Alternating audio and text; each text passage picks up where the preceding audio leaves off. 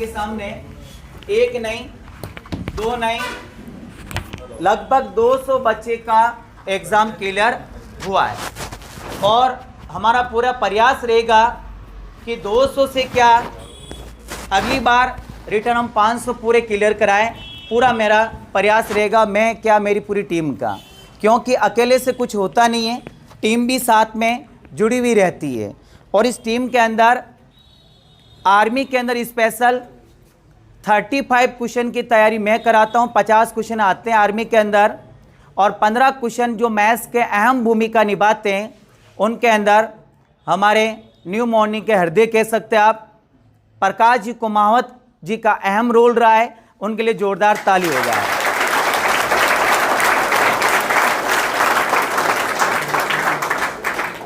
और प्रकाश जी के साथ साथ जो न्यू मॉर्निंग के अंदर मेरा पूरा सपोर्ट करते हैं, हौसला अफजाई करते हैं, कॉल करते हाजिर हो जाते हैं। गवर्नमेंट सर्वेंट नौकरी होने के बाद भी शाम सुबह का टाइम यहाँ देते हैं, क्योंकि एक गवर्नमेंट नौकरी के अंदर लगने के बाद बंदा सेटिस्फाइड हो जाता है कि अब मेरे को क्या करना है। लेकिन शाम सुबह निस्वार्थ, बिना कोई आर्थिक लाभ, और उनके लिए जो तत्पर मेरे लिए कंधे से कंधा मिलाकर चलते हैं, राकेश जी सर के लिए जोरदार ताली हो जाए।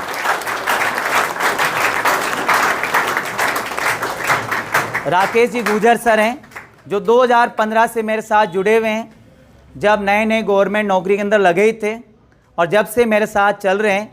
और हम आशा करते हैं और मेरे को पूरी उम्मीद है कि न्यू मॉर्निंग को बहुत बड़ी ऊंचाई पर ले जाकर राकेश जी छोड़ेंगे नहीं और आगे ही ले जाएंगे।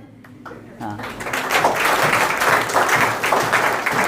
और हमारे बीच में जगदीश जी मेघवाल साहब आए, अभी समाज सेवक नूंदरी मेंद्रा तान, और वर्तमान में अध्यापक भी हैं नूंदरी। और ये भी न्यू मॉर्निंग जब से लगा है, यानी एक तरह से इसकी नींव रखने में अहम भूमिका निभाई है और वर्तमान में भी निभा रहे हैं। जोरदार ताली हो जाए जगदीश जी के लिए भी।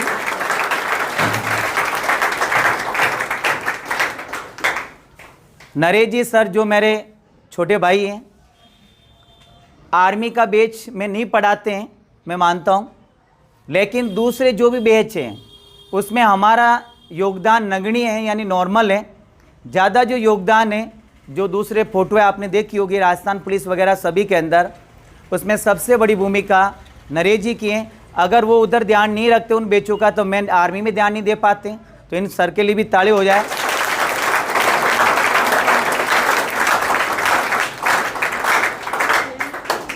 रही बात कि न्यू मॉर्निंग का जब से उद्घाटन हुआ, उस दरमियान इसी जगह मेरे पिताजी ने ये घोषणा की थी कि जिसके पिताजी या माँ दोनों नहीं हैं, वो फ्री में यहाँ अध्ययन करेंगे।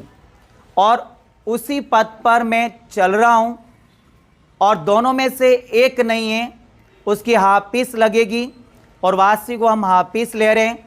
और सबसे खुशी जब होती है कि ऐसे बच्चों को जो पढ़ाया जाता है और वो रिटर्न क्लियर करके हमारे सामने आते हैं।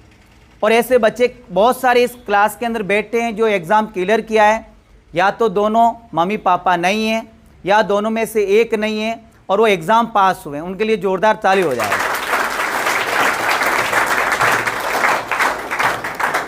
क्योंकि ज़्यादातर बच्चों को क्या होता है, जिसकी फीस नहीं लगती है वो पढ़ने में रुचि नहीं लेते हैं, लेकिन बच्चों ने रुचि ली है।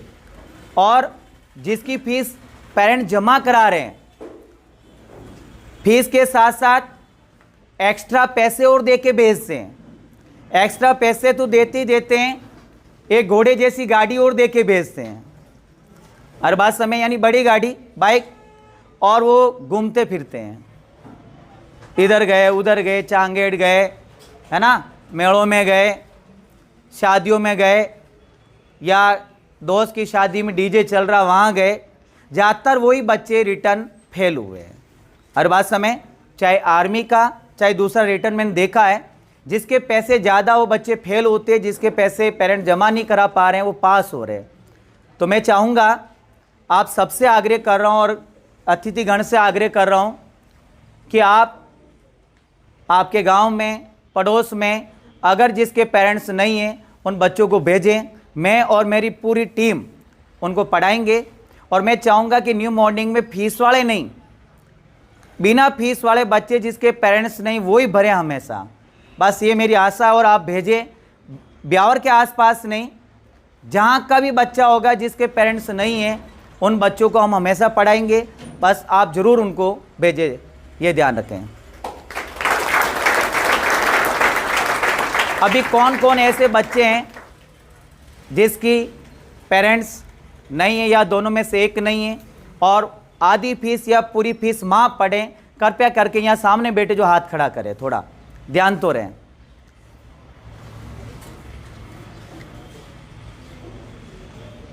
और भी है पीछे, है ना? ये जैसे आर्मी का रिटर्न क्लियर किया, बिल्कुल ही ना, यानी एक तरह से फ्री में पढ़कर सर ये एग्ज़ाम पास किया है और रिटर्न क्लियर करने के बाद दूसरे दिन यहाँ उपस्थित हो गए।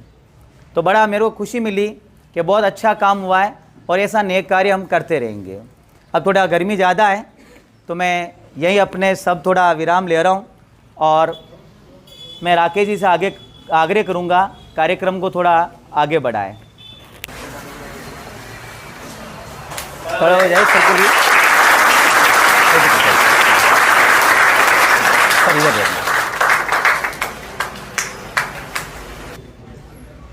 बालूराम जी को जब भी बुलाया जाए उपस्थित हो जाते। आपको पता, गाना भी सुना होगा अगले प्रोग्राम में आप लोगों ने सर का।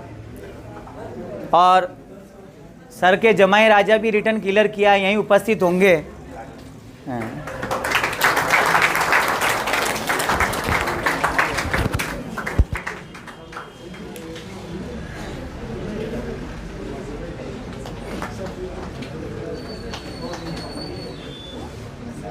शिक्षा की शुरुआत मेरी सर के साथ ही हुई थी, यानी मैं पढ़ाना जो शुरू किया था सर के साथ ही पढ़ाना शुरू किया था। श्रीमान अफजल जी, ग्राम पंचायत समाज सेवा।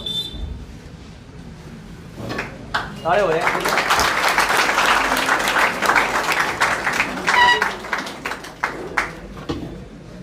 श्रीमान छगन जी, ग्राम पंचायत समाज सेवक।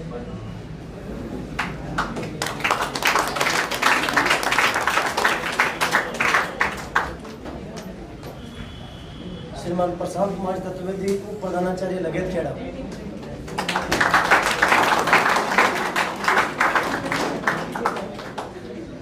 सर के लिए मैं बताना चाहता हूँ, सर ने यहाँ पे सेवा भी दे चुके हैं। प्रशांत जी इंग्लिश क्लास यहाँ पे ली थी और वर्तमान में उप प्रधानाचार्य हैं और कई कंपटीशन एग्ज़ाम अब तक फाइट कर चुके हैं। आरएस मेंस काफ़ी बार जा चुके हैं और हम चाहेंगे कि अगली बार सर आरएस बनकर यहाँ पधारें, ज़्यादा दबाव डालें। श्रीमान जगदीश जी, मेघवाल मूंगी मंदिर का अध्यापक अजीत साहब समाज से अजीत जी का माल्यार्पण में स्वागत कराएं।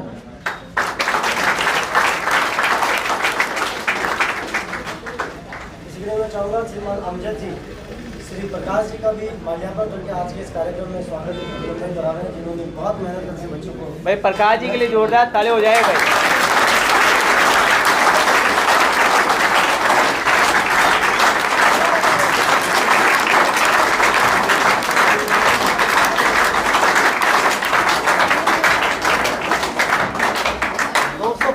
अकेले का हाथ नहीं था, सर भी थे उसमें शामिल, तो सर का भी स्वागत करूँगा।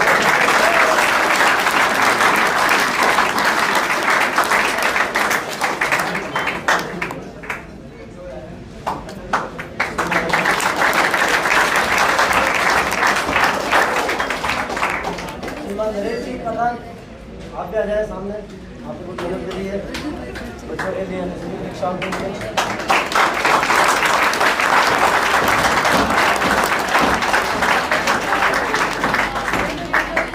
अब मैं चाहूँगा कि इस कार्यक्रम को राकेश जी तरीके से आगे बढ़ाने के लिए मैं सारी मेरे गले में आ जाता हूँ।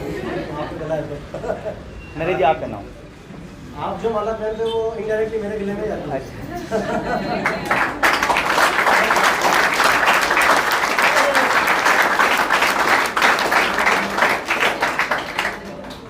अब मैं चाहूँगा हमारे भाई साहब जगदीश जी सर, जो कि हर बार इस कार्यक्रम में 4 चांद लगाते हैं, आज भी इस कार्यक्रम का संचालन हमेशा की तरह इस कार्यक्रम को आगे बढ़ाए। तो मैं निवेदन करूँगा श्रीमान जगदीश जी से, जो कि बहुत बड़े समाज सेवक भी हैं, हर जगह पहुँचते हैं, हर ज़रूरतमंद के पास, साथ में नूनी मैदान अध्यापक के तौर पर आज अपनी सेवाएं की है। श्रीमान जगदीश जी,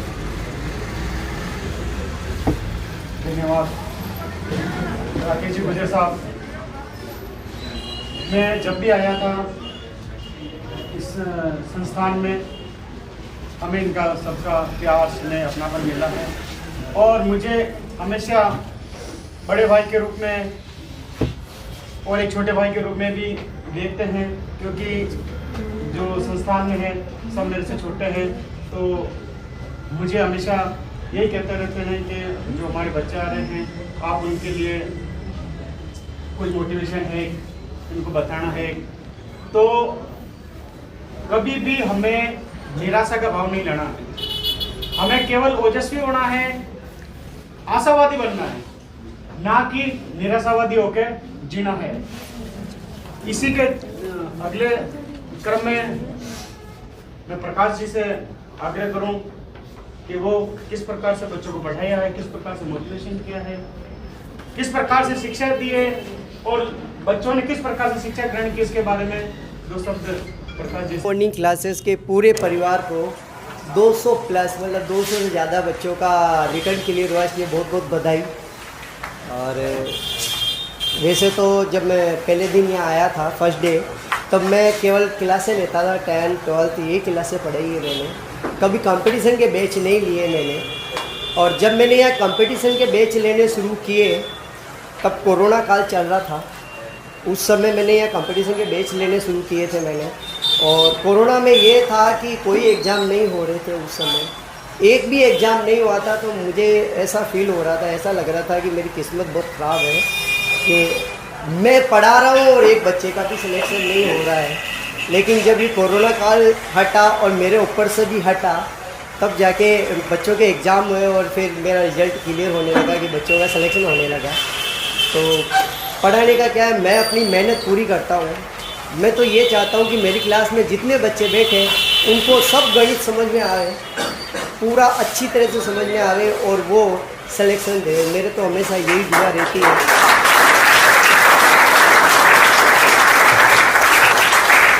मैं कभी भी ये देख के नहीं पढ़ाता कि क्लास में सबसे होशियार बच्चा कौन है, उसको समझ में आया या नहीं आया।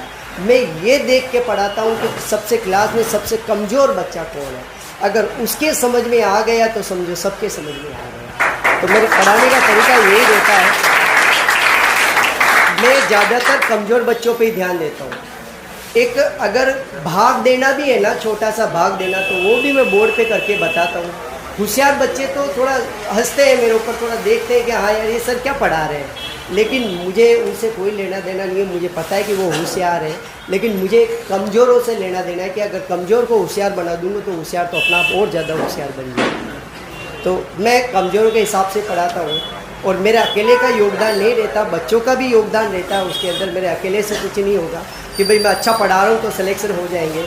बच्चे भी उतनी ही मेहनत करते हैं जितना मैं पढ़ाता हूँ, तो उनका भी पूरा योगदान रहता है।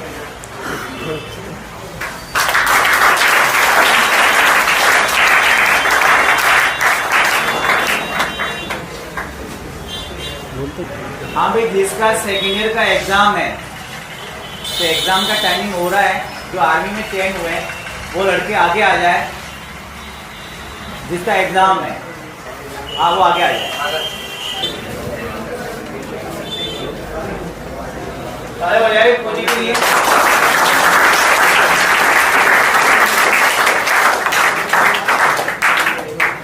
इस अशरफ का भाई ऑलरेडी पहले एक यहाँ से लग रखा है।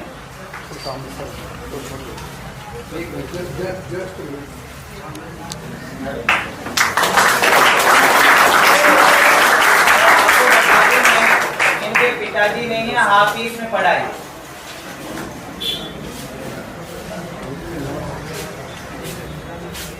मनोज टाटा खरवा।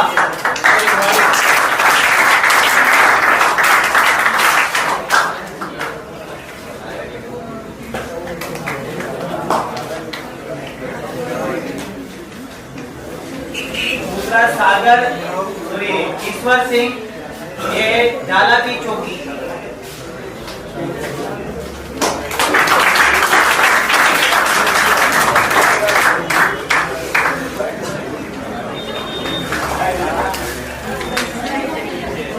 चौथे भाई सागर खान चित्ताड़, इसका भाई सुलेमान काटा, पहले यहाँ से पत्थर लगा हुआ।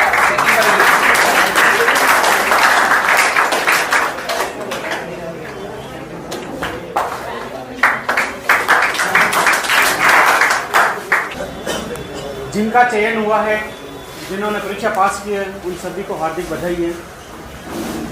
कि बच्चे कहीं धूप कहीं छांव होते हैं, बच्चे कहीं धूप कहीं छांव होते हैं, बच्चे घर का कुल दीपक या चिराग होते हैं।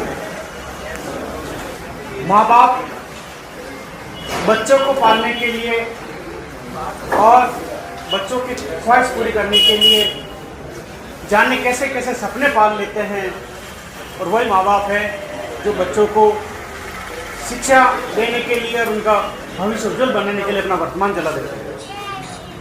तो हमें हमारे माँ बाप किस प्रकार से मजदूरी कर रहे हैं, नौकरी कर रहे हैं, हमें उनका विशेष ख्याल रखना चाहिए, क्योंकि अभी देने वाले हमारे माँ बाप ही हैं।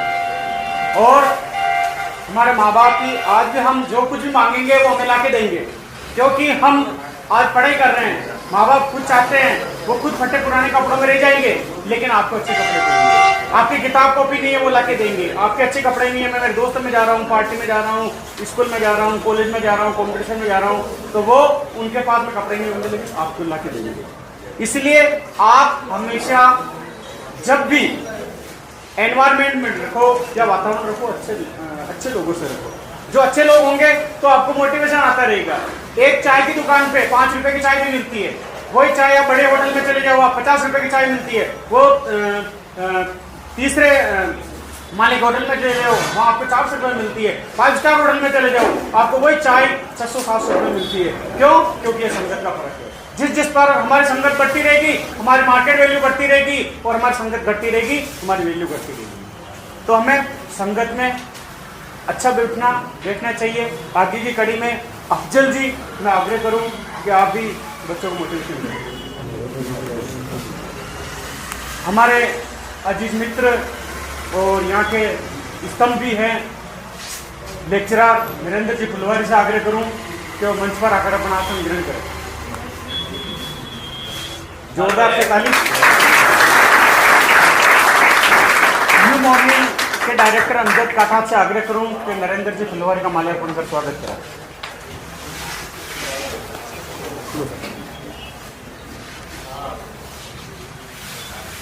ताले हो जाए।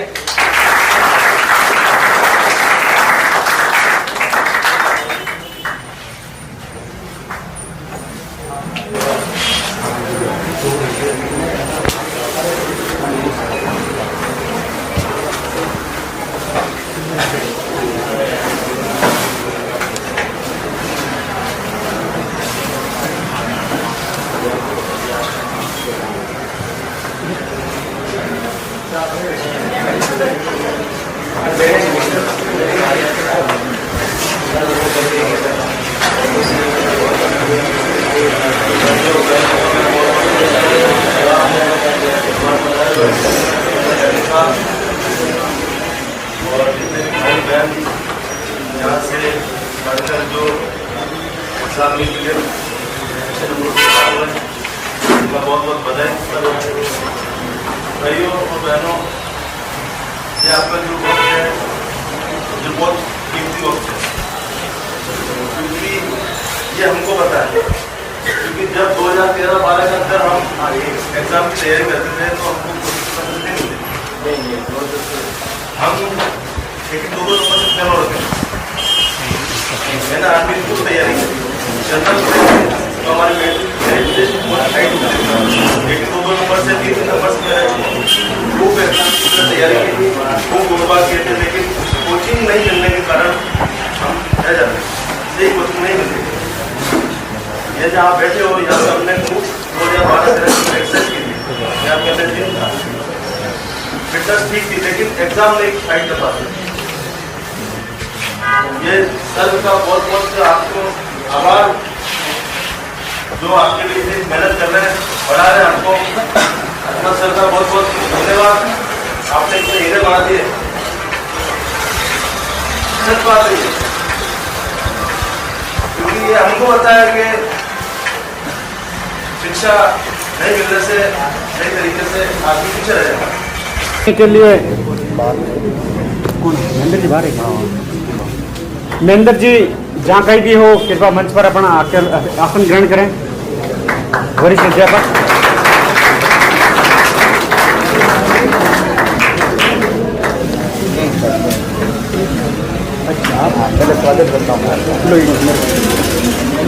ये हमारे परम मित्र हैं महेंद्र जी सर।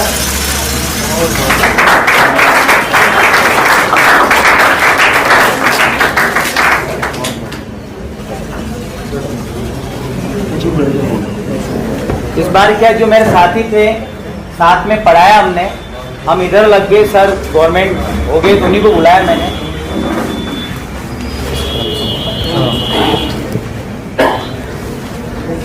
हमारे वक्ता ने आपको मोटिवेशन किया, अच्छी बात बताइए। सफलता एक ऐसी चीज़ है जिसको हर कोई पाना चाहता है। चंद लाइनें मेरे को याद आती है सफलता के लिए कि पत्र उसी को मिलता है जिसका नाम होता है, पत्र उसी को मिलता है जिसका नाम होता है, और इनाम उसी को मिलता है जिसका काम होता है। यूं तो स्वयंवर में कई आते, सीता उसी को मिलती है जिसमें राम होता है।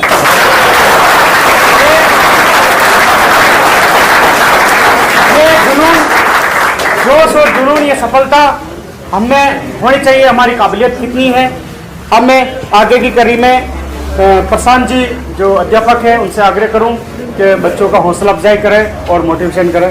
जल्दी सभी को नमस्कार। है वही सूरमा इस जग में दुनिया में जो पूछा जाता है, कोई चलता पश्चिम पर तो कोई पश्चिम बनाता है। इस न्यू मॉर्निंग स्टार के जो न्यू मॉर्निंग क्लास के मॉर्निंग स्टार हैं भाई अमजद जी, तो बिल्कुल इन ये जो 4 पंक्तियाँ उनके ऊपर बहुत सही बैठती है कि उन्होंने जो है आप लोगों को एक सही दिशा में मोड़ने का काम किया है। और जिस प्रकार वो बात बता रहे थे कि जो बच्चे जिनके पेरेंट्स नहीं हैं या पेरेंट्स में से कोई एक नहीं है, माता या पिता, उनको वो फ्री ऑफ कॉस्ट या हाफ फीस पर जो काम करवा रहे हैं, कोचिंग दे रहे हैं, वो सबसे बड़ी बात है कि उन विद्यार्थियों को समाज की मुख्य धारा में जोड़ने का काम कर रहे हैं। आप एक बहुत सारे सपने लेकर अपने घर से निकलते हैं और आप लोगों को नहीं पता होता है कि हमें कहाँ किस दिशा में जाना है, और उस दिशा को प्राप्त करने के लिए जो अमजद जी हैं वो बहुत ही नॉमिनल फीस के अंदर आपको जो अध्ययन मुहैया करवा रहे हैं, उनके लिए बहुत बहुत धन्यवाद।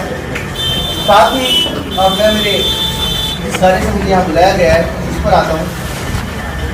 आपको मोटिवेशन के लिए अमजद जी ने याद किया। मैं 2018 में जब मैं लेक्चर हुआ करता था इंग्लिश में, तब मैं यहाँ पढ़ाने आया करता था। मेरा उद्देश्य यहाँ पढ़ाने का ये था कि जब हम स्कूल में पढ़ाते हैं तब कई बार ऐसा होता है कि हमें स्कूल में पढ़ाने का टाइम मिल ही नहीं पाता। बहुत सारे ऑफिसर्स के काम होते हैं, बहुत सारे गवर्नमेंट दूसरे काम की जल्दी है, इस कारण हम हमारा पूरा टाइम स्टूडेंट से दे ही नहीं पाते। तो मैं पढ़ाने केवल और केवल इसी उद्देश्य से इस कोचिंग इंस्टीट्यूट में आया था कि मुझे एक रेगुलरिटी मिलेगी, मुझे मेरे सब्जेक्ट पे कमांड मिलेगी, मुझे सीखने को मिलेगा।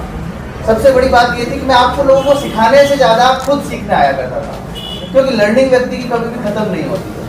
और जैसा हमारे भाई अमजद जी ने बताया कि मैंने RS के 3 जो है मेंस एग्ज़ाम दिए हैं, लेकिन मैं तो अपने लाइफ में फेलियर ही हूँ, फिर भी उन्होंने मुझे यहाँ पर बुलाया, उसके लिए बहुत बहुत धन्यवाद। अगर हम किसी पर एम लगाना चाहते हैं और वो एम अगर नहीं लग पा रहा है तो हम फेलियर ही हैं, चाहे हम कहीं भी किसी भी लेवल पर हों। विराट कोहली अगर खेलता है, उसने कितने शतक लगाए ये मायने नहीं रखता है। अगर वो 99 पर आउट होता है तो पूरा मीडिया और आप सभी लोग उसको ये कहते हैं कि he is nothing but fail. तो मैं वही फेलियर हूँ जो अपना एम लगाना चाह रहा हूँ, लेकिन वो एम लग नहीं पा रहा है। लेकिन हो सकता है कभी ना कभी प्रयास में, लगातार प्रयास से सफलता अर्जित होगी। इस बार जो मेंस दिया था, काफ़ी उम्मीदें थी मेरे को कि ये मेंस निकल जाएगा, लेकिन वो मेंस में से नहीं निकल पाया। मुझे खुद नहीं पता कि मेरी कहाँ गलतियाँ रही, लेकिन फिर भी एक फिर से प्रयास करेंगे। अभी वर्तमान समय में मैं भी आप ही की जैसे बिल्कुल कॉलेज ग्रेजुएट होकर के और बिल्कुल जब BEd करने निकले तब सबसे बड़ी दिक्कत जो होती है हमारे साथ में कि हम जब किसी कॉम्पिटिशन एग्ज़ाम की तैयारी करते हैं और उस कॉम्पिटिशन एग्ज़ाम में हम घंटे 2 घंटे पहले जब बस में सफ़र करते हैं और लोग जो बहुत तेज़ी से किताबें टटोलते हैं, तो हमने जिस किताब से तैयारी की होती है उस किताब से वो ज़रूरी नहीं है वो पढ़ रहा हो, और उसके आंकड़े अलग हो सकते हैं, उसकी चीज़ें अलग हो सकती हैं। ऐसी स्थिति में हम जब बस में बहुत सारे लोगों को पढ़ते हुए देखते हैं तब हमारे मोटिवेशन जो है हमारा उसका लेवल डाउन होना शुरू होता है। हाँ, और हमें लगता है कि अरे मतलब दर्पण पढ़ रहा है, अरे ये तो घूमर पढ़ रहा है, ये सुजस पढ़ रहा है, ये तो हमने पढ़ी ही नहीं, और वहाँ हमारा मोटिवेशन डाउन होना शुरू होता है। उसके बाद में जब हम आपस में वहाँ डिस्कस करना शुरू होते हैं उससे और ज़्यादा हमारा मोटिवेशन डाउन होता है। तो आप इन चीज़ों से बचें। आपकी जब तैयारी पूरी हो चुकी है आप उसी के साथ सीधा सेंटर पे पहुँचें। सेंटर पे जब आप पहुँचते हैं तो वहाँ की जो बेरोजगारों की भीड़ होती है बहुत लंबी चौड़ी, वो आपको डराती है। आपको लगता है कि अजमेर शहर के अंदर आज ऐसे 45 सेंटर है और इस सेंटर के ऊपर 250, 300, 400, 500 की एक भीड़ है, उसके अंदर मैं कहाँ स्टैंड कर पाऊंगा। लेकिन आप लोगों को वहाँ अपना मोटिवेशन डाउन नहीं करना होता है।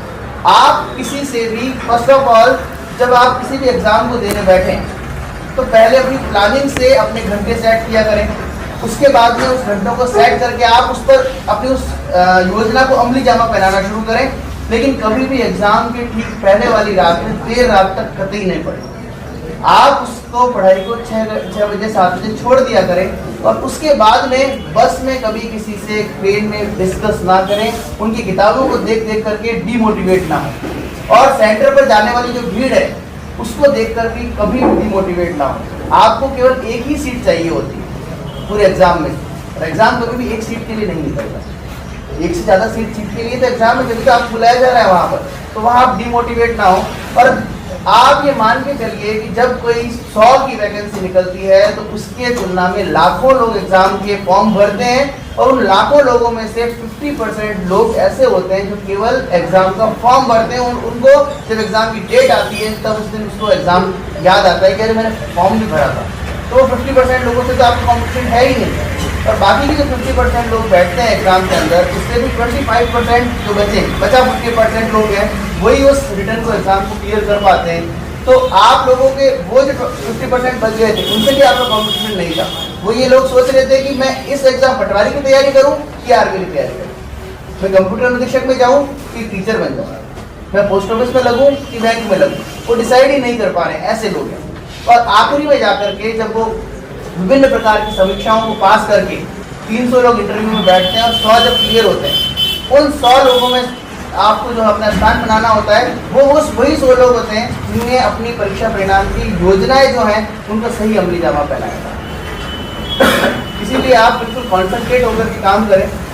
हमारे अमजद सर इस दिशा में 2017-15 से यहाँ पढ़ा रहे हैं, लगभग 15-16 से। और आप मेरे अभिन्न मित्र, मेरे इनसेपरेबल फ्रेंड है राकेश जी, आप उनके बीएड फेलो रहे हैं, और मैं थैंकफुल हूँ राकेश जी का कि उनके कारण मैं अमजद जी और डी मॉर्निंग क्लासेस के कांटेक्ट में आ पाया।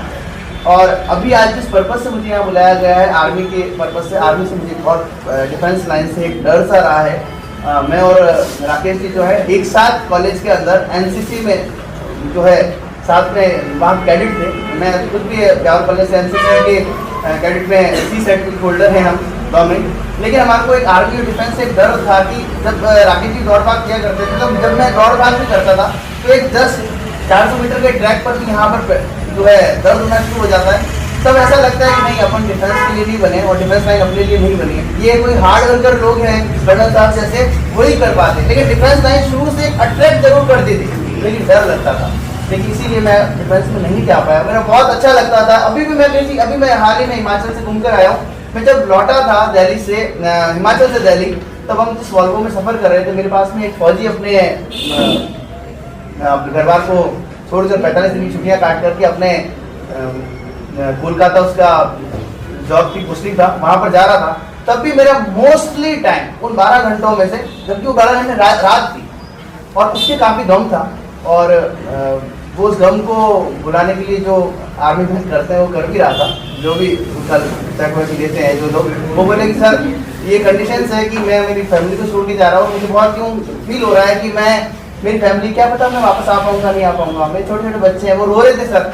तो मैंने कहा यार आप लोगों को तो हम देख कर कैसा लगता है कि, तो बोले कि सर ये सारी चीज़ें हैं हमारे साथ, तो मेरा 12 घंटों में से लगभग 6 से 7 घंटा उससे बात करने में ही पूरा निकला कि सर आप लोग कैसे, आपकी ट्रेनिंग होती है, कहाँ आपको भेजते हैं, शांति सेना में कहाँ भेजा जाता है, शांति सेना में कितने महीने आप लोग वहाँ रहते हैं, आप लोगों को कैसी कैसी फैसिलिटीज देती हैं, आप लोग ऐसा क्यों नहीं सोचते हैं कि हम लोग भी जस्ट सिविलियंस बन करके दूसरी जॉब पकड़ लें, आप लोगों के लिए गवर्नमेंट को क्या करना चाहिए, दोनों जब जो गवर्नमेंट्स आती हैं उनके संदर्भ में आप लोगों के क्या विचार होते हैं, आप लोग किस तरीके से अपनी लाइफ को, अपनी फैमिली को, दोनों को साथ लेके चल पाते हैं। तो मुझे एक डिफेंस लाइन हमेशा से अट्रैक्ट करती रही, आज भी अट्रैक्ट करती है, लेकिन एक डर सा बना रहा कि नहीं दौड़ भाग में हम लोग वहां तक नहीं पहुंच पाएंगे।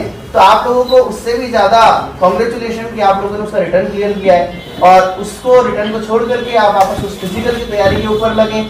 आपके उस पास मेडिकल होना है, उसके बाद में आप अग्निवीर बने, यहीं पर नहीं रुके। उसके बाद अग्निवीर से 25% गवर्नमेंट ने कहा है कि वो जो परमानेंट करेगी उस पर डिफेंस में, आप उसके लिए एम बनाए, और वहां पर भी जब आप पूरी तरह पहुंच भी जाएंगे आप, तब भी अपना एम सेट रखें अपनी लाइफ का कि मुझे साथ में कोई ना कोई तैयारी करनी है, अपनी एजुकेशन नहीं छोड़ना है, ताकि आप जब वापस से लौट करके समाज की मुख्य धारा के अंदर शामिल होने के लिए लौटने, सिविलियंस के साथ में शामिल हो, तब आप किसी ना किसी प्रकार की वो जॉब प्राप्त कर सके जो आप प्राप्त करना चाहते हैं। और गवर्नमेंट सर्वेंट जो है, गवर्नमेंट सर्विस है, वो कोई जीवन का एम नहीं होना चाहिए। गवर्नमेंट सर्विस एक केवल एक लाइन है, वो ठीक वैसी ही लाइन है जैसे इस कोचिंग सेंटर के बाहर एक लाइन खींची हुई है, बाकी के बेरोजगार लोग उधर दौड़ रहे हैं, और एक जो लोग हैं इस लाइन को क्रॉस करके अंदर आ गए। अंदर आने के बाद मुझे ऐसा ही लगता है कि हो सकता है मैं किसी दूसरे कोचिंग इंस्टीट्यूट में जाता तो ऐसा होता, मैं नहीं आता तो भी अच्छा होता, लेकिन मैं आ गया हूँ तो भी अच्छा है। ठीक, गवर्नमेंट सर्विस भी किसी प्रकार की एक लाइन है, जो बेरोजगार है या जिसके पास तो कोई बेरोजगार नहीं कहूँगा मैं, ऐसे व्यक्ति जिनके पास में सेल्फ एम्प्लॉयमेंट है, बेरोजगार नहीं कह सकते, सेल्फ एम्प्लॉयमेंट है, वो लोग हमारे से तरक्की में, उन्नति में, पैसे में, प्रतिष्ठा में, सभी में हमसे बहुत लोग आगे हैं। तो उस लाइन को जब वो व्यक्ति क्रॉस कर जाता है और गवर्नमेंट सर्विस के अंदर आ जाता है, तो केवल वो समाज की मुख्य धारा में शामिल हुआ व्यक्ति होता है। लेकिन हमारा एम केवल हमेशा गवर्नमेंट सर्विस ही नहीं होना चाहिए, हमें हमेशा प्रयास करना चाहिए कि हमने जो एम सेट किए हैं लाइफ के, चाहे वो गवर्नमेंट सर्विस हो, चाहे प्राइवेट सर्विस हो, चाहे अपना सेल्फ एम्प्लॉयमेंट हो। अमजद सर आज सेल्फ एम्प्लॉयमेंट में हम लोगों से बहुत आगे, बहुत आगे। मैं राकेश सर को ये हमेशा कहता हूँ, सर अपन लोगों ने, हमारी सबसे बड़ी गलती कहाँ होती है, आप अपने अंदर की कैपेसिटी, अपनी क्षमताओं को पहचानें। अगर आपको लग रहा है कि नहीं मैं इस आर्मी के अग्निवीर के लिए नहीं बनाऊँ, तो आप अपना ध्यान कंसंट्रेट करें एनडीए। अगर आपको ऐसा लगता है कि मैं पोस्ट ऑफिस के क्लर्क के लिए नहीं बनाऊं, तो आप अपना ध्यान कंसंट्रेट करें एसएससी पे। अगर आपको ऐसा लगता है कि मैं एसएससी के लिए नहीं बनाऊं, तो आप अपना ध्यान कंसंट्रेट करें आईएएस पे। दोनों ही जो मैंने नाम बताए हैं, चाहे पोस्ट ऑफिस का क्लर्क है, चाहे एसएससी के थ्रू पोस्टल जो है इंस्पेक्टर की भर्ती है, चाहे आईएएस के थ्रू चौथी वरीयता प्राप्त आईपीएस इंडियन पोस्टल सर्विस की भर्ती है, ये तीनों एक ही डिपार्टमेंट में ले जाती हैं, जिसमें एक व्यक्ति क्लर्क बनता है, एसएससी के थ्रू व्यक्ति इंस्पेक्टर बनता है, और आईएएस की चौथी वरीयता से IPS post master general PMG बनता है। आप अपनी क्षमताओं को पहचानिए, और पहले आप अपनी क्षमताओं को पहचान करके उसके अकॉर्डिंग एग्जाम्स की तैयारी कीजिए। हमारी सबसे बड़ी समस्या ये होती है कि हम सभी इवन मैं ये कह रहा हूँ, यहाँ जो ये तबका मेरे इस लाइन के आप पीछे और बैठा है, वो सभी हम एक लोअर मिडिल क्लास फैमिली से स्टार्ट करते हैं हमारी लाइफ। हमारे मदर, और हम एक आर्थिक समस्याओं में जूझे व्यक्ति होते हैं। जिन आर्थिक समस्याओं से जूझने वाला व्यक्ति वो होता है जिसको तेल की बढ़ती हुई कीमतों से फर्क पड़ता है, पेट्रोल की कीमतों से फर्क पड़ता है, हमारे मार्केट में घी का भाव बढ़ गया उससे फर्क पड़ता है, सोने का भाव थोड़ा सा भी चढ़ा है फर्क पड़ता है। वो सभी एक लोअर मिडिल क्लास फैमिली से बिलोंग करते हैं। हम सभी आर्थिक समस्याओं से जूझ रहे होते हैं। ऐसी स्थिति में अगर परिवार में कोई थोड़ा सा भी टैलेंटेड बच्चा होता है, जो हम जैसे लोगों में से शामिल होता है, वो ये सोचता है कि मुझे आर्थिक समस्याओं से जूझते हुए परिवार को बचाने के लिए कोई ना कोई छोटी सर्विस प्राप्त करनी है, और बस हम तैयारी में लग जाते हैं उस छोटी सर्विस की तैयारी में। छोटी सर्विस से तात्पर्य, कोई सर्विस कभी छोटी नहीं होती। छोटी सर्विस से तात्पर्य मेरा ये है कि आप अपनी क्षमताओं को पहचाने। अगर आप अपनी क्षमताओं के से जिस लेवल पर जाना चाह रहे थे और उससे नीचे वाली सर्विस आप प्राप्त करने के लिए दौड़ते हैं, तो वो आपके लिए छोटी सर्विस है। अगर आप आईएएस की क्षमता रखते हैं और आप आरएस की तैयारी कर रहे हैं, तो आरएस आपके लिए छोटी सर्विस। तो आप छोटी सर्विस की तैयारी में जब लग जाते हैं, छोटी छोटी सर्विस की तैयारी में, और उस एग्जाम को क्रैक कर लेते हैं और वहीं रुक जाते हैं, वो सबसे बड़ी दिक्कत है आपकी लाइफ में। आपका वही आपका एम आपके, और प्लस जैसे ही आप उस छोटी सी सर्विस तैयारी में लगते हैं आपके परिवार आर्थिक समस्याओं से मुक्त हो चुका होता है और आप उस कंफर्ट जोन को जहां एंजॉय करने लगते हैं वहां सबसे बड़ी गलती शुरू होती है हमारी, और वहां हम केवल उसी कूपमंडू वहीं रह जाते हैं, जबकि हमारी क्षमताएं वो थी कि हम जीवन में बहुत कुछ ऊपर अचीव कर सकते थे, लेकिन हम नहीं कर पाते हैं। और जब हम नहीं कर पाते हैं तब हम उस लाइफ के हम फेलियर होते हैं। जो हम अगर हमने गवर्नमेंट सर्विस प्राप्त कर ली, लेकिन हम जो प्राप्त करना चाह रहे थे, जिस प्रोजेक्ट हमारा जिस एम से हमने रॉकेट छोड़ा, और वो प्रोजेक्टाइल मोशन से अगर 45 डिग्री एंगल पर नहीं जाकर किसी और जगह चला जाता है तो वो लाइफ का फेलियर है। तो अपनी क्षमताओं को आप पहचानें कि आप इस कोचिंग इंस्टीट्यूट से जुड़े हैं। इस कोचिंग इंस्टीट्यूट में नीचे से नीचे वाली ग्रेड पे से लेकर ऊंची से ऊंचे वाली ग्रेड पे तक के एग्जाम की तैयारी करवाई जाती है। तो आप अपनी क्षमताओं को पहचाने और उसके अकॉर्डिंग अमजद सर से जुड़े। और अमजद सर का फिर वापस से थैंकफुल हूँ मैं उनके लिए, और कि उन्होंने जो है सबसे बड़ी बात बताई कि वो जो free of cost half cost per तैयारी करवाते हैं। तो आप भी अगर आपके और जो साथी हैं जिनकी फैमिली में ऐसे कोई ट्रस्टी हो रखी है तो उनको आप अमजद सर से जोड़ें और ऐसे विद्यार्थी को जोड़ें वास्तव में जो कैपेबल हो और आगे बढ़ना चाहता है। अगर हम धर्महीन को ना मिले शुद्ध वस्तुओं का भोग, अगर कोई व्यक्ति कर्म ही नहीं करता है उसको शुद्ध वस्तुओं का भोग तो होना ही नहीं है। तो ऐसे व्यक्ति को आप विजय सर से मिलाएं जो वास्तव में पढ़ाई की तैयारी करना चाहता है और वास्तव में आर्थिक समस्याओं से जूझते हुए परिवारों से संपर्क रखता है, उनसे संबंध रखता है। उनको अमजद सर एक नई दिशा प्रदान करेंगे। और अमजद सर को मैं ये भी कहना चाहूँगा कि अगर उनको मेरी भी कहीं कहीं आवश्यकता हो, मैं भाई रेगुलर टाइप तो नहीं दे सकता, मोटिवेशन जरूर दे सकता हूँ, क्योंकि ओनली एक्सपीरियंस मोटिवेशन दे पाता है। राकेश सर का भी थैंकफुल कि उन्होंने मुझे आज यहाँ आने का मौका दिया, और पूरी न्यू मॉर्निंग क्लासेस की टीम को मैं थैंकफुल रहूँगा कि आपने मुझे यहाँ पर बुलाया, सम्मान दिया और वापस से मुझे मेरे एम की ओर याद दिलाया कि भाई हम आपको वापस आरएस के तौर पर देखना चाहते हैं। मैं भी अपनी लाइफ में कोशिश करूँगा, क्योंकि अभी तक मैं अपनी लाइफ में राकेश सर से मिलता हूँ कि सर मुझे ऐसा लगता है कि मैं लाइफ का फेलियर हूँ, कि मुझे अपना एम अचीव करने में अभी भी प्रॉब्लम क्रिएट हो रही है। मैंने अपनी शुरुआत सबसे बड़ी गलती मैंने ये की थी, बीएड करते ही मैंने एक छोटी सर्विस का एग्जाम दिया। छोटी सर्विस का तात्पर्य मैंने आपको अभी भी बता दिया है। छोटी सर्विस हमेशा वो सर्विस होती है जिस लेवल पर हम हमारा रॉकेट डालना चाहते हैं और हम उससे नीचे का अगर प्रयास कर देते हैं वो छोटी सर्विस होती है। मैंने पोस्टल क्लर्क का एग्जाम दिया, ऑल ऑफ ब्यावर डिवीजन जो है पोस्ट ऑफिस में, ब्यावर शुरू से डिस्ट्रिक्ट था, डिस्ट्रिक्ट तो ब्यावर अब बना है, लेकिन पोस्ट ऑफिस में ब्यावर ऑलरेडी एक डिस्ट्रिक्ट ही था। ऐसे बहुत सारे डिपार्टमेंट में जिसमें ब्यावर ऑलरेडी डिस्ट्रिक्ट है, जैसे हमारा आरटीओ डिपार्टमेंट है RJ 36, ब्यावर एक डिस्ट्रिक्ट है उसमें। तो ब्यावर का डिवीजन टॉटगढ़ से लेकर बघेरा केकड़ी तक लगता था। उसके अंदर पोस्ट ऑफिस में क्लर्क बनने के लिए हमेशा से ही जो आपने 12th में स्कोर किया होता है, उस 12th के स्कोर के अकॉर्डिंग ही आपको उसका इंटरव्यू एग्जामिनेशन कॉल आता है। अगर 10 की वैकेंसी निकली सेकंड ईयर के अंदर इकोनॉमिक्स के अंदर, मैं पाठक सर, जो लोग एलसीसी अब तो नहीं है, पाठक सर भी नहीं हुआ है वहाँ पर, लेकिन जो पुराने व्यक्ति वो जानते होंगे कि जो व्यक्ति एनसीसी लेता था उसके लिए पाठक सर एक रोल मॉडल हुआ था। सुप्रतीक पाठक सर की बात कर रहा हूँ मैं इकोनॉमिक्स में, वो रोल मॉडल हुआ था। हम लोग उनके पास इकोनॉमिक्स में ट्यूशन जाया करते थे। तो अभी वर्तमान समय में भी शायद हो सकता है, इकोनॉमिक्स में एक पेपर है हमारा, सेकंड पेपर है गणितीय अनुप्रयोग, और शास्त्र में गणितीय अनुप्रयोग। तो उसको हमने उस सब्जेक्ट को लिया, उसमें मैंने अपना पूरा सब कुछ दाव पर लगा करके पूरा एग्जाम अच्छे से निकाला। पाठक सर ट्यूशन जाया करते थे हम लोग उस वक्त। उसमें मेरा स्कोर आ 98 आउट ऑफ 100, 2 मार्क्स हमारे एमबीए यूनिवर्सिटी में कट गए थे। हम एक उत्साहित होकर के और पाठक सर के घर पहुंचे और सर को कहा कि सर आज रिजल्ट आ गया है। तो सर ने आगे होकर ये नहीं पूछा कितना है, उन्होंने बोला मुझे पता है कि आ गया। तो मैं कहा सर मेरे 98 मार्क्स आ गए। तो उन्होंने ये भी कहा ये भी मुझे पता है, मैंने नेट पे देख लिया।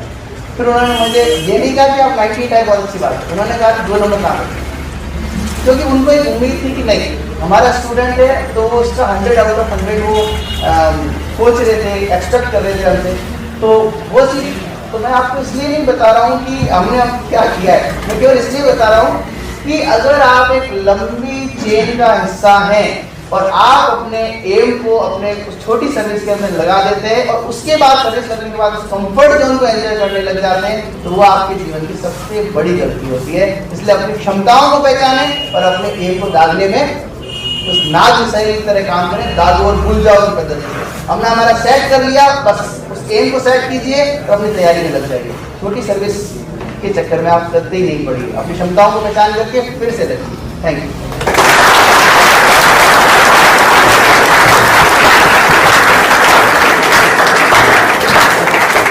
धन्यवाद प्रशांत जी, आपने बच्चों को मोटिवेशन किया है, लाइफ के बारे में बताया है, एजुकेशन के बारे में बताया है, कंपटीशन के बारे में बताया है। आपकी ये शिक्षा अपने जहन में रखेंगे और आगे अपनी क्षमताओं को पहचानने के लिए आपके शब्दों पर जरूर विचार करेंगे, क्योंकि किसी ने यह कहा है कि सत्य को कहने के लिए किसी शपथ की जरूरत नहीं पड़ती है और नदियों को बहने के लिए किसी पथ की जरूरत नहीं पड़ती है। जो चलते हैं अपने बुलंद हौसलों पर, उन्हें किसी रथ की जरूरत नहीं पड़ती है। तो परिस्थितियाँ, देखो परिस्थितियाँ कोई मायने नहीं रखती है। अगर परिस्थितियाँ मायने रखती तो डॉक्टर भीमराव अंबेडकर क्लास के बाहर बैठकर पढ़कर भारत का संविधान नहीं लिखते। धीरू भाई अंबानी पेट्रोल पंप पे पेट्रोल बेचकर आज इतनी बड़ी कंपनी खड़ी नहीं करते। डॉक्टर एपीजे अब्दुल कलाम गरीबी में पड़े। परिस्थितियाँ कोई मायने नहीं रखती है। उस परिस्थितियों को अनुकूल हम कैसे बनाते हैं वो हमारे ऊपर निर्भर करता है। आज हमारा भी मन करता है कि पड़ोस के बच्चे या मेरे साथ पढ़ने वाले शादी में जा रहा है ना, शादी में जा रहा, पार्टी में जा रहा, हम नौकरी की इच्छा करें, लेकिन वो कुछ समय के लिए। आज भी हम गाँव से निकलते हैं ना, तो जिनके माँ बाप को वहाँ चाय के होटल पे या हटाई पे देखते हैं, आज उनकी औलादें वही हटाई पर बैठी हुई है। लेकिन हमें विचलित नहीं होना है, हमें अपना उद्देश्य पूरा करना है, किसी की तरफ नहीं देखना है। और जब तक हमारा उद्देश्य पूरा नहीं हो हमें हार कर नहीं बैठना चाहिए। आगे की कड़ी में मैं बाबूलाल जी वरिष्ठ अध्यापक से आग्रह करूं कि आप भी बच्चों का हौसला अफजाई है तो दो सकते हैं। भारत माता की जय, भारत माता की जय। राजस्थान गीता गणात का समाज से सबसे उच्च पद से सेवानिवृत्त कर्नल श्री काटा साहब और मेरे वरिष्ठ शिक्षक साथी उप प्रधानाचार्य जी और इस संस्थान की टीम जो यहाँ सेवा दे रही है, और मेरे अजीत और मेरे गनायक भाई अजमत काटा साहब जो मेरे साथ इन्होंने शिक्षा की शुरुआत की थी। जब मैं 2005 में वे 4 स्कूल प्राइवेट स्कूल पढ़ा रहा था, तभी साहब का मैं ध्यान आर्टिस्ट करना चाहूँगा 2005 में मगरा के स्कूल में। जब सर मेरे पास फिर से आ जाया करते तो उसका सर धीरे धीरे मेरे साथ शिक्षा में जुड़े और मेरी राजकीय सेवा में जब सूचना नियुक्ति हो गई थी तो उस समय सर ने कहा था यार सर मेरी इच्छा है कि अपने समाज के कदम कदम बढ़ाए जा, किसी की गीत गाए जाए, जिंदगी कौम फेर उठाए।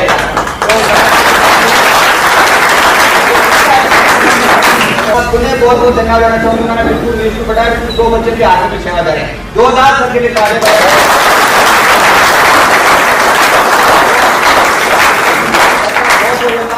और जो बच्चे अभी मैंने व्हाट्सएप पे देखा सर ने फोन भी किया था, मेरे मामला में आप पढ़े तो सर ने फोन किया कि सर आपके दिमाग वाले पास हो गया। सर का बहुत बहुत पुण्य धन्यवाद। और अब 200 बच्चे का देश सेवा के लिए तैयार हुए कि मेरा एक्सपीरियंस था, उसका का इंटरव्यू हुआ था जैसे सर बता रहे थे। तो उसमें क्या था कि वो स्वयं माधोपुर के रहने वाले थे, तो उनका सर में इंटरव्यू में गए थे और जिस इंटरव्यू में जाकर के बैठे तो उस कमरे में सामने 2 तस्वीर रखी थी। एक तस्वीर थी विद्या की देवी, विद्या की देवी कौन होती है? सरस्वती माँ। और एक तीसरी रखी थी वो थी लक्ष्मी, जो किसकी देवी होती है? धन की देवी। जो विद्या की देवी है वो तो खड़ी है, और जो सरस्वती है वो बेटी की, दोनों में क्या अंतर है? सरस्वती होती है किसकी देवी होती है? सरस्वती विद्या की होती है, तो वो क्या देवी? वो धन की देवी होती है, वो खड़ी है। तो बता सकता है दोनों में अंतर क्या है? क्या वेरी गुड। लक्ष्मी हमेशा जंतर रहती है, घूमती रहती है। और जो चीज आदमी पढ़ा लिखा है, जो अच्छा कभी भी जो आदमी पढ़ा लिखा का पेपर हुआ गया पास कर दिया था। समझिए आज का जमाना कंप्यूटर का जमाना है, आप प्रतिष्ठा का जमाना है, आप उसमें पूरा ध्यान दें। और पुणे में कल साहब के लिए आज सर ने बताया था कि कल साहब को बेटा आनंद का बहुत कल साहब हमारे राजस्थान मित्र संघ का सबसे उच्च पद पर सेवानिवृत्त है। सर के लिए बहुत जोरदार जब आए जग में जग हंसा रोए, कालिए कीजिए हम हंसे और जग रोए। बहुत बहुत धन्यवाद। धन्यवाद बाबूलाल जी, आपने अपने जीवन के क्षणों को बच्चों को बताया और उनका हौसला बढ़ाने के लिए आपने जो बातें कही है वो सारगर्भित हैं और सभी के लिए अपने मन में उतारने के लिए हैं। और मैं जिस शख्सियत को आपके समक्ष बुलाना चाहता हूँ वो शख्सियत फर्स्ट ग्रेड लेक्चरर है, हिस्ट्री से हैं। उन्होंने भी बहुत मेहनत की है पढ़ाई के लिए और सभी के लिए हमेशा मोटिवेशन करते रहते हैं कि भाई मेरे लायक कोई भी ज़रूरत हो तो मुझे बताओ, मैं पढ़ाने के लिए आ जाऊँगा, समय देने के लिए आ जाऊँगा। तो चंद लाइनों के साथ उस शख्सियत को बुलाना चाहता हूँ कि जर्रों में रह गुजर कर चमक छोड़ जाऊँगा, जर्रों में रह गुजर कर चमक छोड़ जाऊँगा और पहचान अपनी दूर तलक छोड़ जाऊँगा। खामोशियों की मौत गवारा नहीं मुझे, शीशा हूँ टूट कर भी खनक छोड़ जाऊँगा। हमारे इतिहास व्याख्याता नरेंद्र फुलवारी, उससे आग्रह करूँ कि बच्चों को उत्साहवर्धन हेतु बताएं और उनका मार्ग निर्देशित करें कि किस प्रकार से आप फर्स्ट ग्रेड लेक्चरर बने, आपने किस प्रकार से तैयारी की है, किस प्रकार से आने वाली भविष्य की पीढ़ी को तैयार कर सके। नरेंद्र फुलवारी। महासारथी के चरणों में वंदन। सम्मानित मंच, कर्नल साहब, मेरे साथी बंधु और इस न्यू मॉर्निंग को बुलंदियों पर ले जाने वाले मेरे साथी अमजद जी सर और उनकी टीम और प्यारे बच्चों, मुझे यहाँ अमजद सर ने कल फ़ोन किया कि सर आना है आपको। विद्यालय में एनएसएस का कैंप चल रहा, देवता पोस्टिंग है मेरी, तो मैंने कहा सर आएंगे।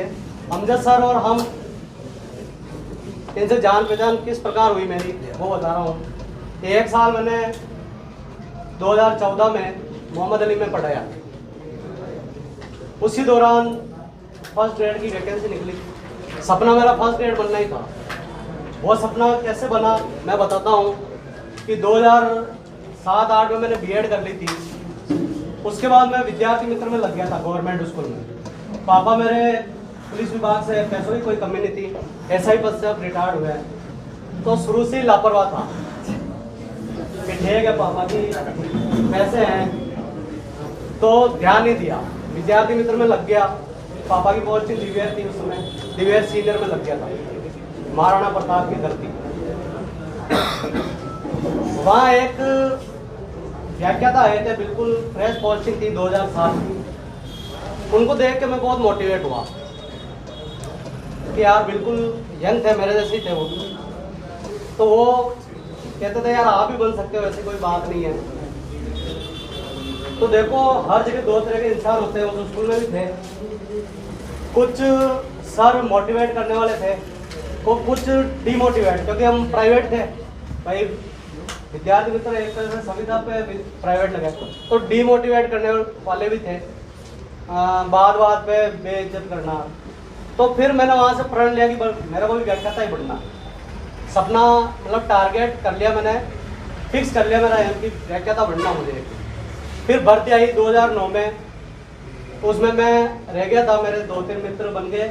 वो आज प्रिंसिपल है तारागढ़, प्रसाद जी बोरा आप जानते हो तो, दिनेश जी निगारिया, वो आपको उधर पास नहीं है, वो मेरे मित्र है बहुत। हाँ खन्नी का बेटा, वो बन गए, मैं रह गया। कोई बात नहीं।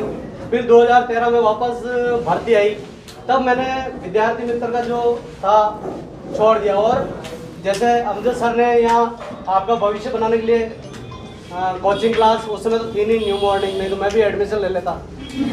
तो जयपुर गया मैं परीक्षा का। पापा ने कहा यार ये सब छोड़, उम्र हो रही है तेरी, कब लगेगा। मेरे शादी भी जल्दी हो गई थी, तो बच्चे भी पढ़ रहे थे। आसपास वाले भी कह रहे हैं यार कि इसके तो बच्चे ही पढ़ रहे हैं, यही पढ़ रहा है।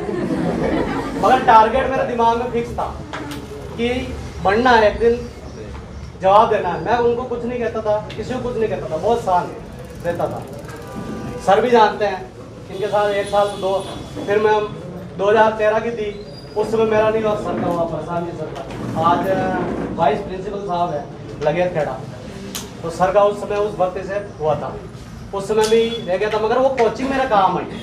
वहाँ से मुझे कॉन्फिडेंस मिल गया कि मैं अब जब भी भर्ती आएगी, बहुत कम नंबरों से रहा था मैं उस समय, तो उस समय मेरा दोस्त श्रवण जी को जानता हूँ इकोनॉमिक्स में, तो उनको मैं लगे था जयपुर, डूंगरपुर लगे थे वो, तो उनको कोचिंग मैं यार अकेला तो कैसे जाऊँ, कोई साथी चाहिए। उनकी आर्थिक स्थिति बहुत ख़राब थी श्रवण जी की, तो उन्होंने कहा यार मेरे पास तो पैसे नहीं है यार, कैसे क्या। मैं यार थोड़ा बहुत मैं दूंगा, चलो आप जयपुर चलते हैं। तो कैसे उन्होंने एडजस्ट करके हम जयपुर गए, उनका हो गया, मैं रह गया, ठीक है। उनको डूंगरपुर कोच मिली, फिर भी मैं मोटिवेट हुआ, चलो अपना भी होगा। मगर वो कोचिंग मेरे बहुत काम आई, मतलब मार्गदर्शन जो यहाँ से हमारे मित्र अमजद जी सर आप सबको दे रहे हैं। बहुत खुशी हुई कि भाई 230 से भी ज़्यादा यहाँ अग्निवीर में चैनवार ये सारे फ्लैक्स लगे हुए हैं। इनकी सफलता की कहानी, मतलब इनकी सफलता की तो यहीं इन फ्लैक्स ही पता चल जाता है। फिर 2015 में वैकेंसी आई, तब मैं 1 साल पहले मोहम्मद अली में, मैं यार बैठे बैठे क्या करें, मोहम्मद अली में गया था। प्रिंसिपल साहब यही थे, इनके पास चार्ज था अमजद जी के पास, तो मिर्जा खान जी भी थे वहाँ, जानते होंगे आप सब, तो उन्होंने भी बहुत मोटिवेट किया। बस वो 1 साल पढ़ाया और उस वैकेंसी में मेरा सितंबर 16 में रिजल्ट आया, मेरा सिलेक्शन हो गया। उस कॉलेज में बैठ के हम पढ़ाई करते थे, ये सेंटर उस समय अमजद जी सर ने हमने सबने मिलके सेट कर दिया था, और वहीं पूरा दिन हम वहीं बिताते थे। वो पीछे एक बच्चा बैठा था, वहीं बैठ के हम पढ़ते थे, सब पढ़ते थे। जगदीश जी सर पढ़ते थे, अमजद जी, ये अजीत जी, विकास जी सहरवा जानते हो, हम सब पढ़ते थे। तो फिर सिलेक्शन हो गया। तो कहने का मतलब यह है कि इंसान का टारगेट होना चाहिए, एम होना चाहिए। मेरा टारगेट एक ही था, व्याख्याता बनना है। 2007 में जो व्याख्याता बन के आए थे उनको देख के वो टारगेट मैंने फिक्स कर लिया। पापा भी मेरे को मतलब परेशान हो गए, पापा के यार तू लग नहीं रहा है, बच्चे भी तेरे जैसे 6ठी 7वीं 8वीं में पढ़ रहे हैं, कैसे क्या। मैं क्या पापा लगूंगा। आपने अपने जीवन के सुनहरे पलों के बारे में बताया कि किस प्रकार से आपने तैयारी की है, उस तैयारी करके आपने जो मुकाम हासिल किया है। शायद मुझे लग रहा है कि हम लोगों को आपने मुझे बताने के लिए मुझे चीज याद आ रही है कि नीचे एक लड़की थी, उसने अपनी मम्मी को आवाज लगी कि मम्मी क्या कहाँ बना रही थी, पानी कहते हैं, पानी लोटा में। तो फिर उसकी मम्मी ने पूछा लोटो कहते हैं, लोटो घर में, तो मम्मी घर कहते हैं मोहल्ले में। तो मोहल्ला कहाँ है, अपने गाँव में। तो फिर अपना गाँव का है, तो व्यवसाय में, व्यवसाय कहाँ, अजमेर जिले में, अजमेर जिला कहाँ है, राजस्थान में। क्योंकि मैं पूछती हूँ फिर राजस्थान कहाँ है, राजस्थान भारत में, तो फिर भारत कहाँ है, एशिया महाद्वीप में, एशिया महाद्वीप का है, पानी में, पानी कहाँ है, लोटे।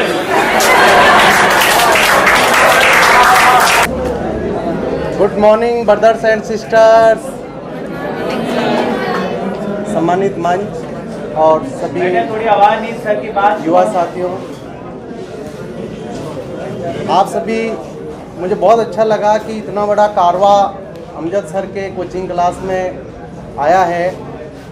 मतलब ग्रेटेस्ट अचीवमेंट है ये अमजद जी सर का।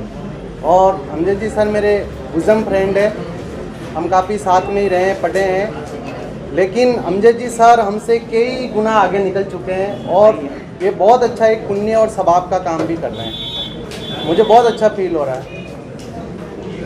आप सभी जो 200 कैंडिडेट अग्निवीर में सफल हुए हैं, मैं उनको बधाई देता हूं। और गवर्नमेंट बेखुद पे है, जल्दी ही जो 25% परमानेंट का कोटा है वो 50% होने वाला है 2024 से पहले। तो ये भी आपके लिए खुशखबरी है, आप इसको हल्के में नहीं लें कि जो है कि 25% ही परमानेंट होंगे, 4 साल की जॉब है, ऐसा नहीं लें, क्योंकि 2024 में ये घोषणा हो सकती है और आपका जो 25% का कोटा है वो 50% हो सकता है।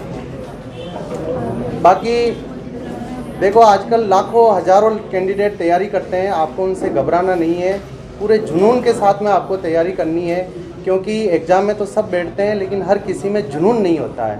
कहा जाता है कि nothing was ever achieved without an enthusiasm. Enthusiasm जो होता है, जुनून, लगन, वो हर किसी में नहीं होता है। और जिसमें जुनून आ जाता है कि मुझे ये करना ही है, एक तो होता है आई कैन डू इट और एक होता है I will do it. I will do it वो डेफिनेटली होता है और वो जुनून के कारण ही आता है ना। 2 लाइन में आपके लिए कहना चाहूँगा कि मिटा दे अपनी हस्ती को, मिटा दे अपनी हस्ती को घर कुछ मर्तबा चाहे, मिटा दे अपनी हस्ती को घर कुछ मर्तबा चाहे, दाना खाक में मिलकर ही तो गुले गुलजार होता है, दाना खाक में मिलकर ही तो गुले गुलजार होता है।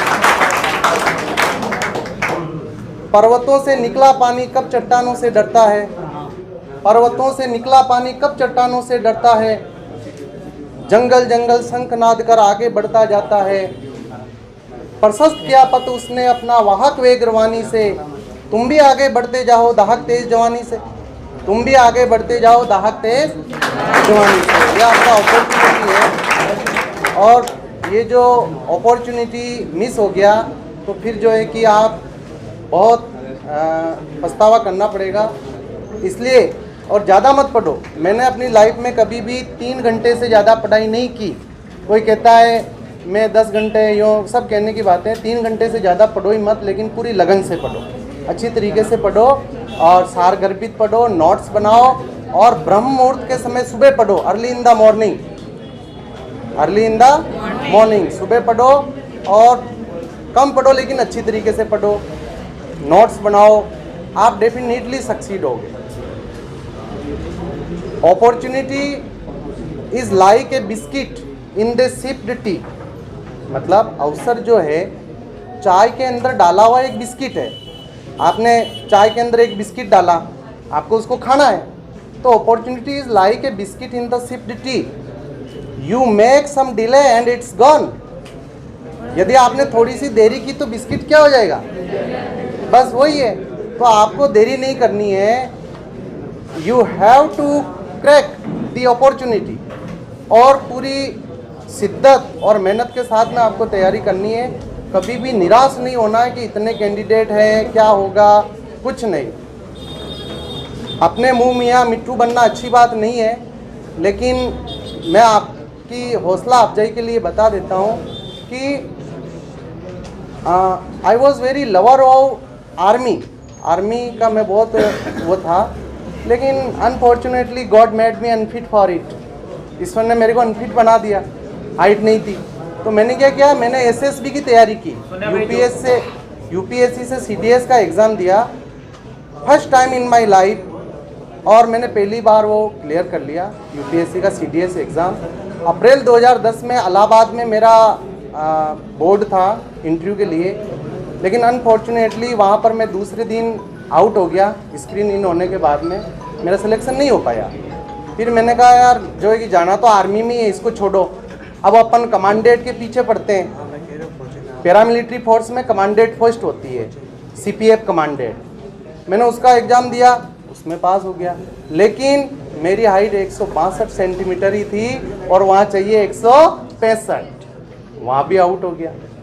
फिर मैं पीछे पड़ा टीचर के, फिर टीचर में हो गया मेरा।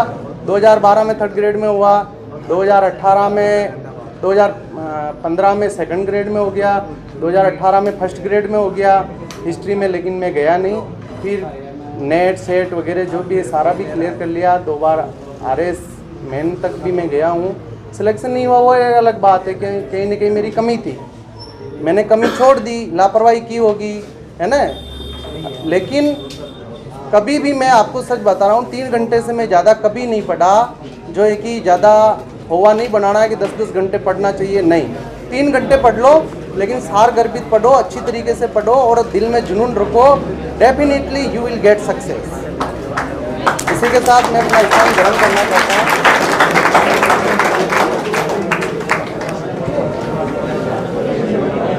महेंद्र जी ने अति कम शब्दों में सारगर्भित बात बताई है कि किस प्रकार से निश्चिंत रहकर कम समय में अच्छी तैयारी करें, और हम कम समय में पढ़ रहे हैं लेकिन पूरी तन्मयता से पढ़ें। एक बात याद आती है कि बच्चे सक्सेस हो जाते हैं तो फिर वो क्या है कि माँ बाप से दरकिनार करना शुरू कर देते हैं। मैंने कई जगह नोटिस भी किया, देखा भी है। आज एक दोस्त मिला था, चेहरा था खिला खिला। आज एक दोस्त मिला था, चेहरा था खिला खिला। उसने मुझे आकर पूछा, कहाँ रहते हो भाई? उसके ठाट बाट देखकर विचार आया मेरी खोपड़ी में, जैसे कृष्ण आ गए सुदामा की झोपड़ी में। उसने कहा, पास ही मेरा बड़ा सा बंगला है, नौकर है, चाकर है, विदेशों में बैंक बैलेंस है, सुंदर सी पत्नी है, 2 बच्चे हैं, कभी आओ तो सही मेरे घर। वो कह गया पूरी बात एक ही दम में। मैंने पूछ लिया, पिताजी कहाँ हैं? उसने बोला, वृद्धाश्रम में। धन दौलत शोहरत 1-2 घड़ी होती है, लेकिन जिस जगह माँ बाप होते हैं वो जगह जन्नत से भी बड़ी होती है।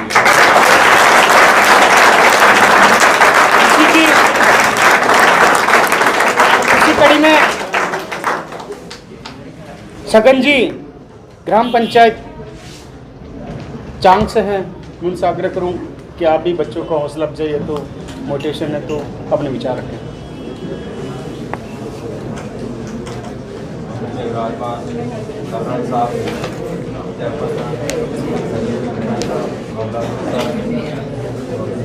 डायरेक्टर मेरे बड़े भाई जो 24 घंटा आपको सेवा में तत्पर रहते हैं, और मेरे भाई और बहनों, आज आप देश के भविष्य बनने जा रहे हो, और क्योंकि आपने यहाँ की तैयारी के लिए आते हो, आप घर से माध्यम करके आप यहाँ तैयारी के लिए बैठते हैं, आप ध्यान केंद्रित करके यहाँ पढ़ाई लिखाई करें। अच्छा अनुभव टीचर है आपके पास, बहुत अच्छे टीचर आप रहोगे, इसके गुण आप करना चाहोगे, जिसके अंदर कितना बड़ा हुआ है आप लेकिन आप किस प्रकार से ग्रहण करोगे, कैसे रहोगे, और जो भी यहाँ से अगले में 200 से अबव बच्चे यहाँ से एग्जाम क्लियर कर देश का भविष्य बनना और बनने जा रहे हैं, सभी को मेरी ओर से आगे आगे करता हूँ। शायद मेरा मानना ये है, शायद हजारों के आप क्षेत्र के अंदर ये एकमात्र ऐसी कोचिंग संस्थान है जो जिनके माता पिता नहीं है, उन सभी को से पढ़ाई जो भी। अब हमारे बीच में आज के मुख्य अतिथि कर्नल सलीम साहब हैं। मैं उनको इन चंद लाइनों के साथ बुलाना चाहता हूं कि गुलशन में गुल का बिछोना हो जाता है, पर्वत कितना भी ऊंचा हो गुना हो जाता है। सलीम साहब, आप तो फर्श पत्थर हो, जिसे छू ले वो लोहा लोहा नहीं सोना हो जाता है।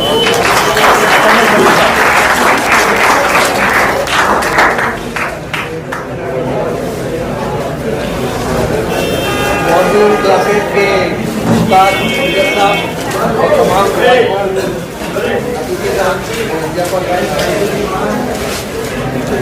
लगता है काफ़ी टाइम से आप बोर हो चुके हो ना? बिल्कुल, आप लोगों की बातचीत से और आप लोगों के एक्टिविटीज से लग रहा है कि आप बोर हो चुके हो। तो प्यारे बच्चों, बोर होने की जरूरत नहीं है। आपके थोड़ी सी नींद भी आ रही है किसी किसी को, तो आपने ऐसा कीजिए, एक स्टेप बताता हूँ, 1 2 3, 1 2 3 बार बजाओ।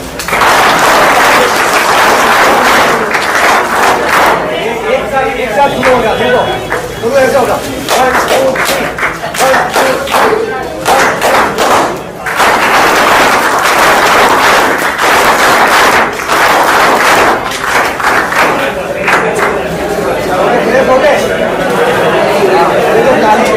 ताली बजाने के फायदे क्या है? इससे क्या होता है कि हमारे सिस्टम भी इसके अंदर एक जो प्रोसेस है वो एक्टिवेट हो जाता है और हमारा दिमाग जागता हुआ हो जाता है, तो जो भी बात बोलेगा वो बात सुनने में आती है। और इसके अंदर एक दूसरा तरीका होता है एक्टिवेट करने का, लेकिन वो एक्टिवेट का तरीका हम यहाँ नहीं अपना सकते हैं, क्योंकि यहाँ आप सारे के सारे तैयारी करने वाले स्टूडेंट हो, तो आप लोगों के माइंड को और बॉडी के जो स्ट्रक्चर है उसको सेफ रखना जरूरी है। कोचिंग क्लास के अंदर पढ़ने के लिए आते हैं जब बच्चे, तो कुछ बच्चे सक्सेस हो जाते हैं, कुछ बच्चे सक्सेस नहीं होते हैं। तो जो ज़्यादा बोलते हैं वो सक्सेस नहीं होते, जो ज़्यादा सुनते वो सक्सेस होते हैं। तो जब भी कोचिंग क्लास में आते हो तो आपका कंसंट्रेशन जो स्पीकर है उसके ऊपर होना चाहिए, उसकी आंख में आंख आपकी होनी चाहिए। अगर उसकी आंख में आंख आपकी नहीं है तो आप कभी भी कामयाब नहीं हो सकते हो। तो जब भी कामयाबी का पहला मंत्र ये है, चाहे वो घर में हो, चाहे परिवार में हो, चाहे बाजार में हो, कहीं पे जिससे भी बात करते हो उसकी आंख में आंख डाल करके बात करो, ताकि वो आपको समझ सके, आप उसको समझ सको। ये तो समझने की बात होगी। अब यही मोटिवेशन की बात, तो सबसे पहले अग्निवीर के अंदर जो बच्चे भर्ती हुए, पास हुए, जिन्होंने रिटर्न क्लियर किया है, उन सभी को मैं दिल से सैल्यूट करता हूँ और उम्मीद करता हूँ कि जिस प्रकार से 200 बच्चे आप लोग यहाँ पे पास हुए हो रिटर्न में, आप फिजिकल में और मेडिकल में भी ऐसे ही पास हो। अब पास होने के लिए, फिजिकल और मेडिकल पास होने के लिए 2 चक्कर होते हैं। आदमी अपने बॉडी के दौड़ से कितनी दौड़ सकता है, एक लिमिट होती है। आदमी किससे दौड़ता है? दिमाग से। जब दिमाग को मजबूत कर लेगा, दिल को मजबूत कर लेगा कि मुझे 10 किलोमीटर दौड़ना है, तो nobody can stop him, वो 10 किलोमीटर दौड़ेगा ही दौड़ेगा। और लेकिन जब उसने दिल से सोच लिया, अरे यार अभी तो पेट दुखने लग गया, जैसे सबने एग्जाम्पल दिया है कि मेरा पेट दुखने लग गया तो मैं 4 किलोमीटर पर रुक गया। मेरा तो पेट भी दर्द करता था तो भी मैं 50 किलोमीटर पूरा करता था, तो वो पेट अपने आप ठीक हो जाता था। खाने में ध्यान हो गया आप लोगों का, तो मैं चाहता हूँ कि पहले खाई लो, या मैं बोलता हूँ। तो देखो, भरा नहीं जो भावों से, भरा नहीं जो भावों से, बेटी जिसपे रसदार नहीं, हृदय नहीं वो पत्थर है, हृदय नहीं वो पत्थर है, जिसपे देश का प्यार नहीं। तो आप लोगों को सभी को देश से प्यार है, माँ बाप से प्यार है, पड़ोसियों से प्यार है, दोस्तों से प्यार है। बड़ी अच्छी बात है, ये कामयाबी की पहली निशानी है। जो भी कामयाब होना चाहते हो तो सबसे पहले अपने नजदीकों के साथ में प्यार मोहब्बत से रहो। जो सेना के अंदर भर्ती हुए, और अभी सर ने यहाँ पे बताया था, बोले कि आने वाले टाइम में 2024 के अंदर ये 50% होने वाला है।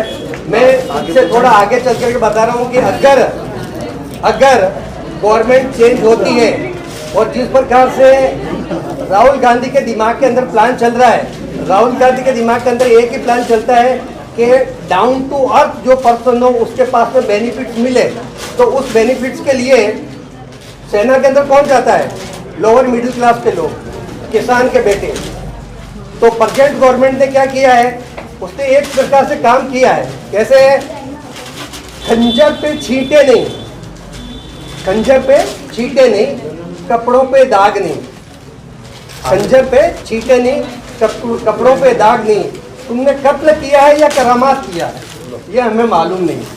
तो सरकार ने क्या किया है, हमारा कत्ल कर दिया, और सरकार कहती है कि हमने करामात किया है। तो हमारे को करामात कर करके दिखानी है। उन्होंने जो तोड़ा वो तोड़ दिया है, जो मिटाया वो मिटा दिया है, लेकिन आप लोगों ने मेहनत करना है, और मेहनत कर करके जो नौकरी लग जाते हैं वो बहुत अच्छी बात है। नहीं लगते हैं तो उनके लिए सेल्फ एम्प्लॉयमेंट के लिए भी एक ऑप्शन खुला है, जिसका जीता जागता उदाहरण आपके मॉर्निंग क्लास के उस्ताद यहाँ पे बैठे हुए हैं। तो ये भी सेल्फ एम्प्लॉयमेंट का एक तरीका है। अब आर्मी के अंदर जो बच्चे यहाँ पे बैठे हैं, अभी गौर से सुनना, देखो अभी हंसना मत, सुनना बेटा, सुनना साहब। देखो सबसे पहले फिजिकली फिट होना है। अभी यहाँ पे सर ने बताया था ब्रह्म मुहूर्त के अंदर उठना है। तो ब्रह्म मुहूर्त कब शुरू होता है? जब सूरज निकलने से 96 मिनट पहले, सूरज निकलने से 96 मिनट पहले ब्रह्म मुहूर्त शुरू हो जाता है। तो ब्रह्म मुहूर्त 48 मिनट का एक होता है, तो 2 ब्रह्म मुहूर्त होते हैं। तो प्रथम ब्रह्म मुहूर्त जो है 96 मिनट पहले उठता है, वो पहले ब्रह्म मुहूर्त में उठता है। जो सूरज निकलने से 48 मिनट पहले उठता है वो सेकंड ब्रह्म मुहूर्त होता है। तो पहले ब्रह्म मुहूर्त के उठने के अंदर हमेशा अगर जो आदमी कोशिश करता है, उसका माइंड और उसका फिजिक्स हमेशा फिट रहता है। तो आप लोग कोशिश करो कि रात को, जैसे सर ने बताया 3 घंटे से ज़्यादा नहीं पढ़ना है, तो मैं भी इस चीज़ का समर्थन करता हूँ। वैसे आप लोगों के दिमाग के अंदर एक बात होगी कि फौजी आदमी है, फौजी आदमी का काम सिर्फ मारना और बॉर्डर के ऊपर रक्षा करना होता है। मैं अपने लिए बता देता हूँ, मैं कॉलेज ऑफ मिलिट्री इंजीनियर के अंदर 6 साल प्रोफेसर रह चुका हूँ, जहाँ पे फील्ड इंजीनियरिंग में पढ़ाता था। फील्ड इंजीनियरिंग का मतलब क्या होता है कि जंग को कैसे जीता जाता है, लड़ाई को कैसे जीता जाता है, वो लड़ाई जीतने की टेक्निक हम वहाँ पे पढ़ाते थे। तो मेरा लगाव बच्चों के साथ में इसीलिए, स्टूडेंट्स के साथ में इसीलिए है कि मैं लगातार मैं पढ़ाता ही रहा। मेरी 37 साल की नौकरी के अंदर 17 साल तो मैंने सिर्फ कॉलेजों के अंदर ही पढ़ा है, मिलिट्री के अंदर जो कॉलेज होते हैं, कॉलेज ऑफ मिलिट्री इंजीनियरिंग बोलते हैं उसको, तो वहाँ पे मैंने पढ़ाई करवाई है। तो मेरा इसलिए लगाव है, तो मैं रिटायरमेंट आने के बाद में भी जब भी बच्चों का कोई प्रोग्राम होता है और मेरे को अगर शॉर्ट नोटिस भी मिलता है तो मैं उस प्रोग्राम में पहुँचने की कोशिश करता हूँ और कोशिश करके मैं ये बताने के प्रयास करता हूँ कि आप लोगों को लाइफ में कभी भी हताश होने की जरूरत नहीं है। लाइफ में कई ऑप्शन खोल रखे हैं, लेकिन उस ऑप्शन को पाने के लिए क्या होता है? दूरदृष्टि, पक्का इरादा और कड़ी मेहनत। जिसके पास में ये 3 चीज है, उस आदमी को इस दुनिया के अंदर कामयाब होने से कोई नहीं रोक सकता। अब मैं अपने लिए बताता हूँ, मैं बिल्कुल एकदम ग्रामीण परिवेश से आता हूँ। पहली क्लास से लेकर के 8वीं क्लास तक 5 किलोमीटर पैदल जाता था, पाँव में चप्पल नहीं होते थे, बिना चप्पल के जाते थे। कभी कभार चप्पल लेते थे तो 2 जने साथ होते थे, एक नहीं होता था, तो दौड़ दौड़ करके इस पेड़ से उस पेड़ तक जाते थे, चप्पल पीछे फेंकते थे और दूसरा पहन करके धूप में आता था। ये हालत थी। पढ़ाई कर करके 9th क्लास में ब्यावर में एडमिशन लिया। ब्यावर में एडमिशन लिया तो हेड मास्टर साहब ने, इंग्लिश के टीचर ने बोला बेटा खड़े हो जाओ, स्टैंड अप। तो समझ में नहीं आता था स्टैंड अप क्या होता है, क्योंकि गाँव में पता ही नहीं लगता था। अपना नाम लिखना तो 9th क्लास में सीखे आकर के यहाँ पे। तो किताब पढ़ने के लिए बोला, पहला चैप्टर, तो अभी तो पता ही नहीं लगा चैप्टर क्या है, तो ऐसे किताब तो खोल दिया और कुछ भी नहीं पढ़ रहे हैं। गांव में स्कूल में लड़कियां नहीं होती थी, लेकिन शहर में आ गए तो स्कूल में लड़कियां भी थी। तो सबसे ज़्यादा हंसी उन्होंने उड़ाई, सबसे ज़्यादा हंसी लड़कियों ने उड़ाई। बोले कि ये लोग यो गाँव का आ गया, बोले कि पढ़ाई करने के लिए यहाँ पे आता जाता तो कुछ है ही नहीं इसको। मैंने कहा चलो कोई बात नहीं, मैंने कहा मैं बिल्कुल एकदम परफेक्ट होऊंगा।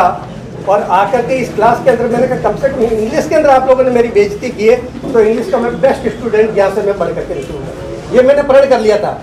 और मैंने, हमारे इंग्लिश के टीचर थे शायद जो मोहम्मद अली में रहे, वो जानते हो कि यूसुफ अख्तर साहब, ही वॉज बेस्ट टीचर इन राजस्थान। मैं उनके पास में गया, उनको जाके बोला सर मेरे को पढ़ना सीखना है, मैं कैसे सीखूँ, कुछ पता नहीं लगता। तो उन्होंने बोला कि पहला पेज खोल और एक डिक्शनरी लेके आ। ऑक्सफोर्ड की डिक्शनरी मंगाई और उसके अंदर बोले कि जो नहीं आता उस पर लाइन कर दे। तो मैं जब उसको पेज को खोला और लाइन करने लगा कि मेरे को क्या समझ में नहीं आया, तो पूरा पन्ना मेरा लाल हो गया था, काला अक्षर नहीं रहा बीच में, सारे के सारे लाल हो गए थे। फिर डिक्शनरी खोल करके रेफर किया तो दूसरा पन्ना मेरे लिए थोड़ा 50% ही लाल रहा, तीसरा पन्ना 25% लाल, चौथा जो चैप्टर था तो वो 10% लाल रहा, और 5वां जब चैप्टर आया तब तक मैं सारे पिछले वाले चैप्टर की मीनिंग याद कर चुका था। और उससे आगे वाले वही मीनिंग आते हैं जो अंग्रेजी में ज़्यादा होते ही नहीं, 300 मीनिंग होते हैं, जो याद कर लो तो आप मास्टर बन जाओगे। तो यही मैंने किया और उसके बाद में वहाँ से पास कर लिया। तो मैं इंग्लिश की वहाँ पे उसमें 2 बुक होती थी, एक ग्रे कायदे के लिए बोलते थे, सेकंड अंग्रेजी और फर्स्ट अंग्रेजी। तो सेकंड अंग्रेजी के अंदर होमवर्क दिया जाता था, वो होमवर्क मैं वो क्लास के अंदर ही बैठ के कर लेता था। तो जो लड़कियां हंसी थी ना, वो लड़कियां कॉपी मांगती थी, कॉपी दे दे आगे।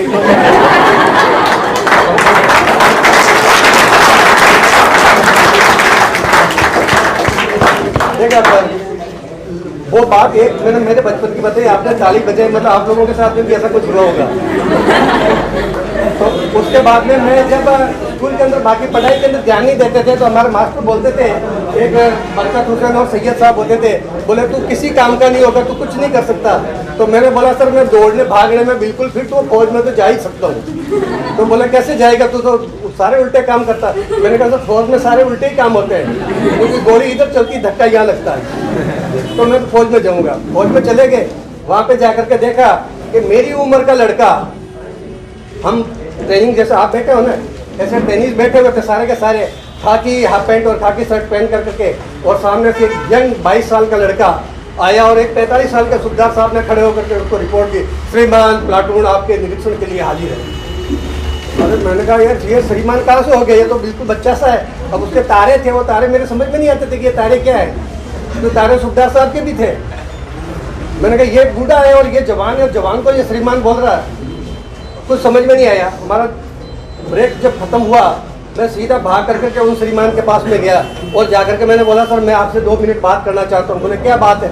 मैंने कहा सर मैं बात ये करना चाहता हूँ कि आपकी उम्र में और मेरी उम्र में कोई फर्क ही नहीं है, और आप जो है वो 3 तारे लगा के बैठे और मैं यहाँ पे खाकी चड्डी और खाकी कुर्ता पहन करके बैठा हूँ। तो बोलेंगे ठीक है तुम ऐसा करना, ब्रेक के बाद में मेरे पास में आना। जब 1:30 बजे ब्रेक होता तो सवेरे से लेकर पेट में चूहे जंप करने लगते हैं, सारे प्लेट ले लेकर लंगर में भागते हैं। और मैंने क्या किया, अपना झोला उठाया और जाके ऑफिस में भागा। पेट तो मेरा भी परेशान था, लेकिन उससे ज़्यादा दिमाग परेशान था। तो मैं वहाँ पे चला गया, जाकर के उनसे पूछा, मैंने कहा सर मेरे को आपको बताई जो मैंने बात पूछी। तो बोले कि तेरे को अंग्रेजी आती है? मैंने कहा हाँ जी आती है। उन्होंने एक खाली पेज दिया, लिख करके बता। मैंने लिख दिया अपना बायोडाटा लिख करके उनके पास में पेश किया। तो उन्होंने बोला yes you can become a officer if you work hard. मैंने कहा sir how can I work hard sir? या तो ट्रेनिंग ही इतनी है कि 24 घंटों में 18 घंटे तो दौड़ते ही रहते हैं, कैसे पढ़ेंगे? तो उन्होंने बोला कि नहीं, after your training you will be relax और there after you can prepare yourself. मैंने उसके बाद में प्रिपरेशन शुरू की, और प्रिपरेशन शुरू की तो ऑल इंडियन आर्मी से 62,000 जवानों ने वहाँ पे अप्लाई किया था, जो इंटरव्यू के लिए जा रहे थे एसएसबी के लिए। जैसे सब ने बताया, मैं एसएसबी गया था और वहाँ पे स्क्रीनिंग के अंदर आउट कर दिया था। तो उस समय हमारे स्क्रीनिंग के अंदर वहाँ पे जो टोटल बच्चे गए थे 62,000 गए थे। 62,000 के अंदर कितने लोगों का सिलेक्शन हुआ? 48। That is the selection ratio in military officer. तो मैं ये सोच करके नहीं जा रहा था कि मेरा सिलेक्शन नहीं होगा, मैं ये सोच कर जा रहा था मेरा सिलेक्शन तो 100% होगा, चाहे वो तो 62,000 है। तो मेरे को 62,000 की गिनती नहीं करनी है, मुझे तो मेरी गिनती करनी है। मैंने मेरी गिनती किया और मैं वहाँ पे सिलेक्ट हो गया। जब रिजल्ट बताया था तो एक परसेप्शन बिठाते थे ना दिमाग के अंदर सारी जगह पे, यार फला नंबर तो अनलकी नंबर है। तो मेरे चेस्ट नंबर जो थे 13 थे, और जिस दिन मैं पूना से रवाना हुआ था उस दिन तारीख भी 13 थी। कंपार्टमेंट में मेरा डिब्बा मिला था और डिब्बे के अंदर जो सीट मिली थी बर्थ वो भी 13 था। एसएसबी में आ गया तो वहाँ चेस्ट नंबर भी 13। तो मेरे दिमाग को लोगों ने ऐसे भर दिया, बोले कि 13 नंबर का तो कभी सिलेक्शन होता ही नहीं है, वो तो अनलकी होता है। जब रिजल्ट सुनाने के लिए सारों को ऐसे बिठा दिया और टेक्निकल अफसर आया और रिजल्ट सुनाने लगा, तो उसने चेस्ट नंबर 13। तो मैंने कहा 1 और 3 हुआ, 1 और 3 का सिलेक्शन हुआ, 1, 3, 13। अब 13 की तरफ क्या के लिए ध्यान जाना अपना तो 1 और 3 की, मैं 1 और 3 की तरफ देख रहा हूँ, कोई नहीं खड़ा हो रहा। फिर उसने बोला I repeat again chest number 13। एकदम मैं देखा, यार मैंने कहा माई सेल्फ, मैं खड़ा हुआ। खड़ा होने के साथ ही उन्होंने बोला okay just I have declare my result, rest everybody can go out. सारे के सारे जैसे वो टेक्निकल अफसर गया और तो मैंने सोचा, मैंने कहा सारे के सारे पास हो गए, मैं अकेले ही क्योंकि अनलकी दिमाग में बिठा दिया था ना, दिमाग में 13 नंबर बिठा दिया था, वो 13 नंबर दिमाग में बैठा हुआ था। लेकिन हुआ क्या कि जब टेक्निकल अफसर बाहर चला गया रिजल्ट अनाउंस करके, तो सारे के सारे आए और मेरे को उठा दिया, congratulation you have get selection. मैंने कहा अच्छा मैं सिलेक्ट हो गया हूँ क्या? तब तक ही पता नहीं, क्योंकि 13 नंबर दिमाग में ऐसे बिठा दिया कि वो बाहर ही नहीं निकल रहा था। तो आप लोगों के दिमाग में भी किसी ने इस प्रकार से बिठा दिया होगा कि फला माता, फला बेरू, फला पीर बाबा, फला का ताबीज नहीं लोगे तब तक तुम पास नहीं होगे, या फला उस्ताद या तुम आशीर्वाद नहीं लोगे तब तक पास नहीं होगे। तो मैं आप लोगों को एक ही बोलता हूँ, be confident. First of all be confident, और जो भी काम करते हो उस काम को आप दिल से करो, दिल से करो काम को। 3 घंटे पढ़ते हो तो 3 घंटे दिल से पढ़ो। जहाँ क्लास के अंदर बैठे हो तो अभी मैं देख रहा हूँ कि आप लोग फिजिकली सारे के सारे यहाँ पे प्रेजेंट हो, लेकिन इससे पहले मैं देख रहा था कि फिजिकली तो आप प्रेजेंट थे but mentally you are not here. Is it fact? और जिंदगी के अंदर जस्ट एम पक्का कर लो, अपने टारगेट को फिक्स कर लो। मैं एक छोटी सी बच्ची की कहानी बताता हूँ। छोटी सी बच्ची थी, हार्डली वो 6 साल की थी, और मेरे गैरेज के अंदर मैं गाड़ी लेकर के जैसे यार हॉर्न लगाया तो एक छोटी बच्ची वहाँ पे कुछ इकट्ठा करी थी। मैं हॉर्न लगाया तो वो बच्ची आई आकर के बोले uncle just a minute call down please. मैंने शीशा डाउन किया, मैंने कहा yes what are you doing here? बोले uncle just I am doing nothing, just I am collecting seeds. मैंने कहा what you will do from seeds? बोले just I will play with seeds. मैंने कहा ओके। मैंने गाड़ी पार्क किया, गाड़ी पार्क करने के बाद मैं उसको बुलाया, मैंने कहा कम हियर। मैंने कहा what is your name? Uncle my name is Rashmi. Okay good. Who is your father? Uncle you are my neighbour और यू डोंट नो मी। देखो एक छोटी सी बच्ची और उसका लेवल ऑफ कॉन्फिडेंस क्या है? Uncle I am your neighbour पर यू डोंट नो मी। मैंने कहा whose daughter you are? बोले मेजर स्वामी डॉक्टर आए हैं। मैंने कहा ग्रेट। मैंने कहा what you want to become? तो बोलते uncle my first target is to become a doctor. मैंने कहा what is your second target? If I will not success to become doctor I will become pilot. मैंने कहा great. मैंने कहा what is your third option? Third option just I want to become military officer. तो military officer उसका third option था और she was daughter of military officer. उसका third क्यों था? उसका ऑप्शन थर्ड क्यों था? बिकॉज उसने वो चीज़ देखी है कि army life is very tough. तो हर आदमी उसी चीज़ को जानता है, कमियां उसी चीज़ की जानता है जहाँ पे वो काम करता है। अब टीचर को अगर पूछो तो टीचर बोलते हैं कि सबसे ज़्यादा खराब नौकरी टीचर की है। पुलिस वालों को पूछो तो वो बोले सबसे खराब नौकरी हमारी। पटवारी को पूछो तो वो बोले सबसे खराब ही हमारी। लेकिन हर एक को खराब क्यों बोलते हैं? क्योंकि वो उनका फील्ड है और वो कमी जानते हैं, वो उसकी खासियत नहीं जानते। खासियत बाहर वाला जानता है।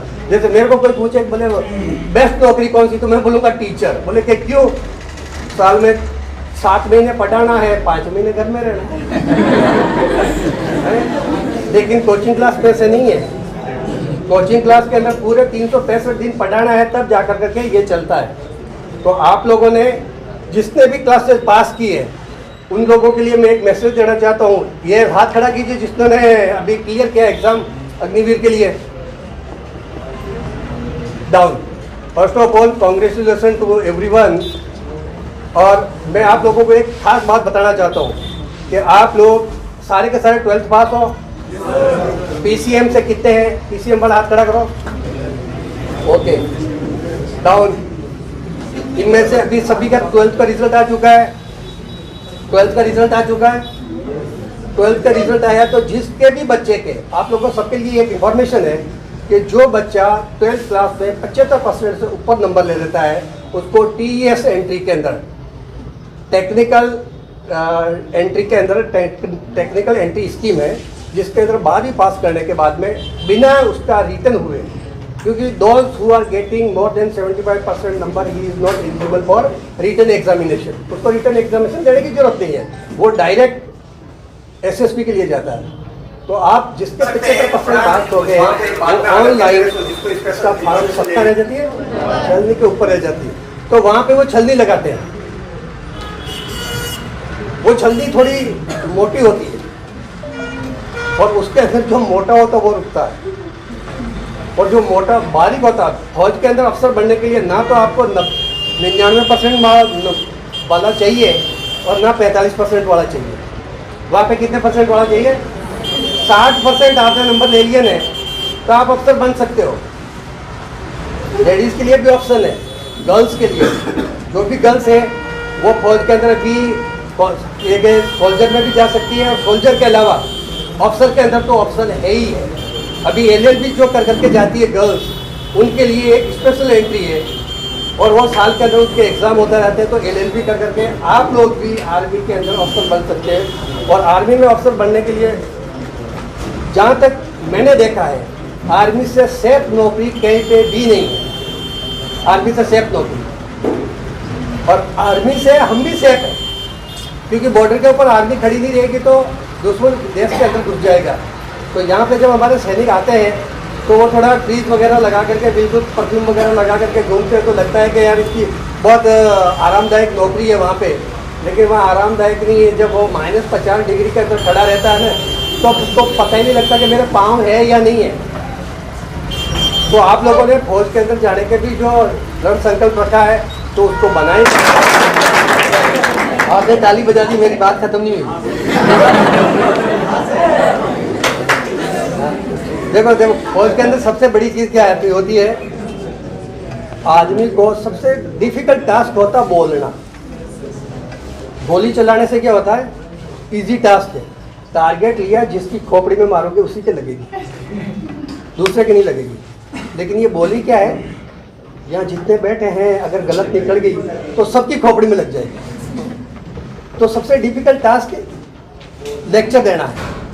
तो लेक्चर मेरे से अगर किसी के खोपड़ी में कोई लगी हो तो उसको यहीं छोड़ देना वो गोली रिटर्न कर देना मेरे पास में, दिमाग में लेकर के नहीं जाना। और बाकी आप लोग यहाँ पे कोचिंग क्लास करो, बहुत बेहतरीन तरीके से करो, अपने आप को डिसिप्लिन बच्चा बना करके रखो। और हर किस्म से आप लोगों की पर्सनैलिटी डेवलपमेंट कोर्स चलता है कहीं पे, चलता है।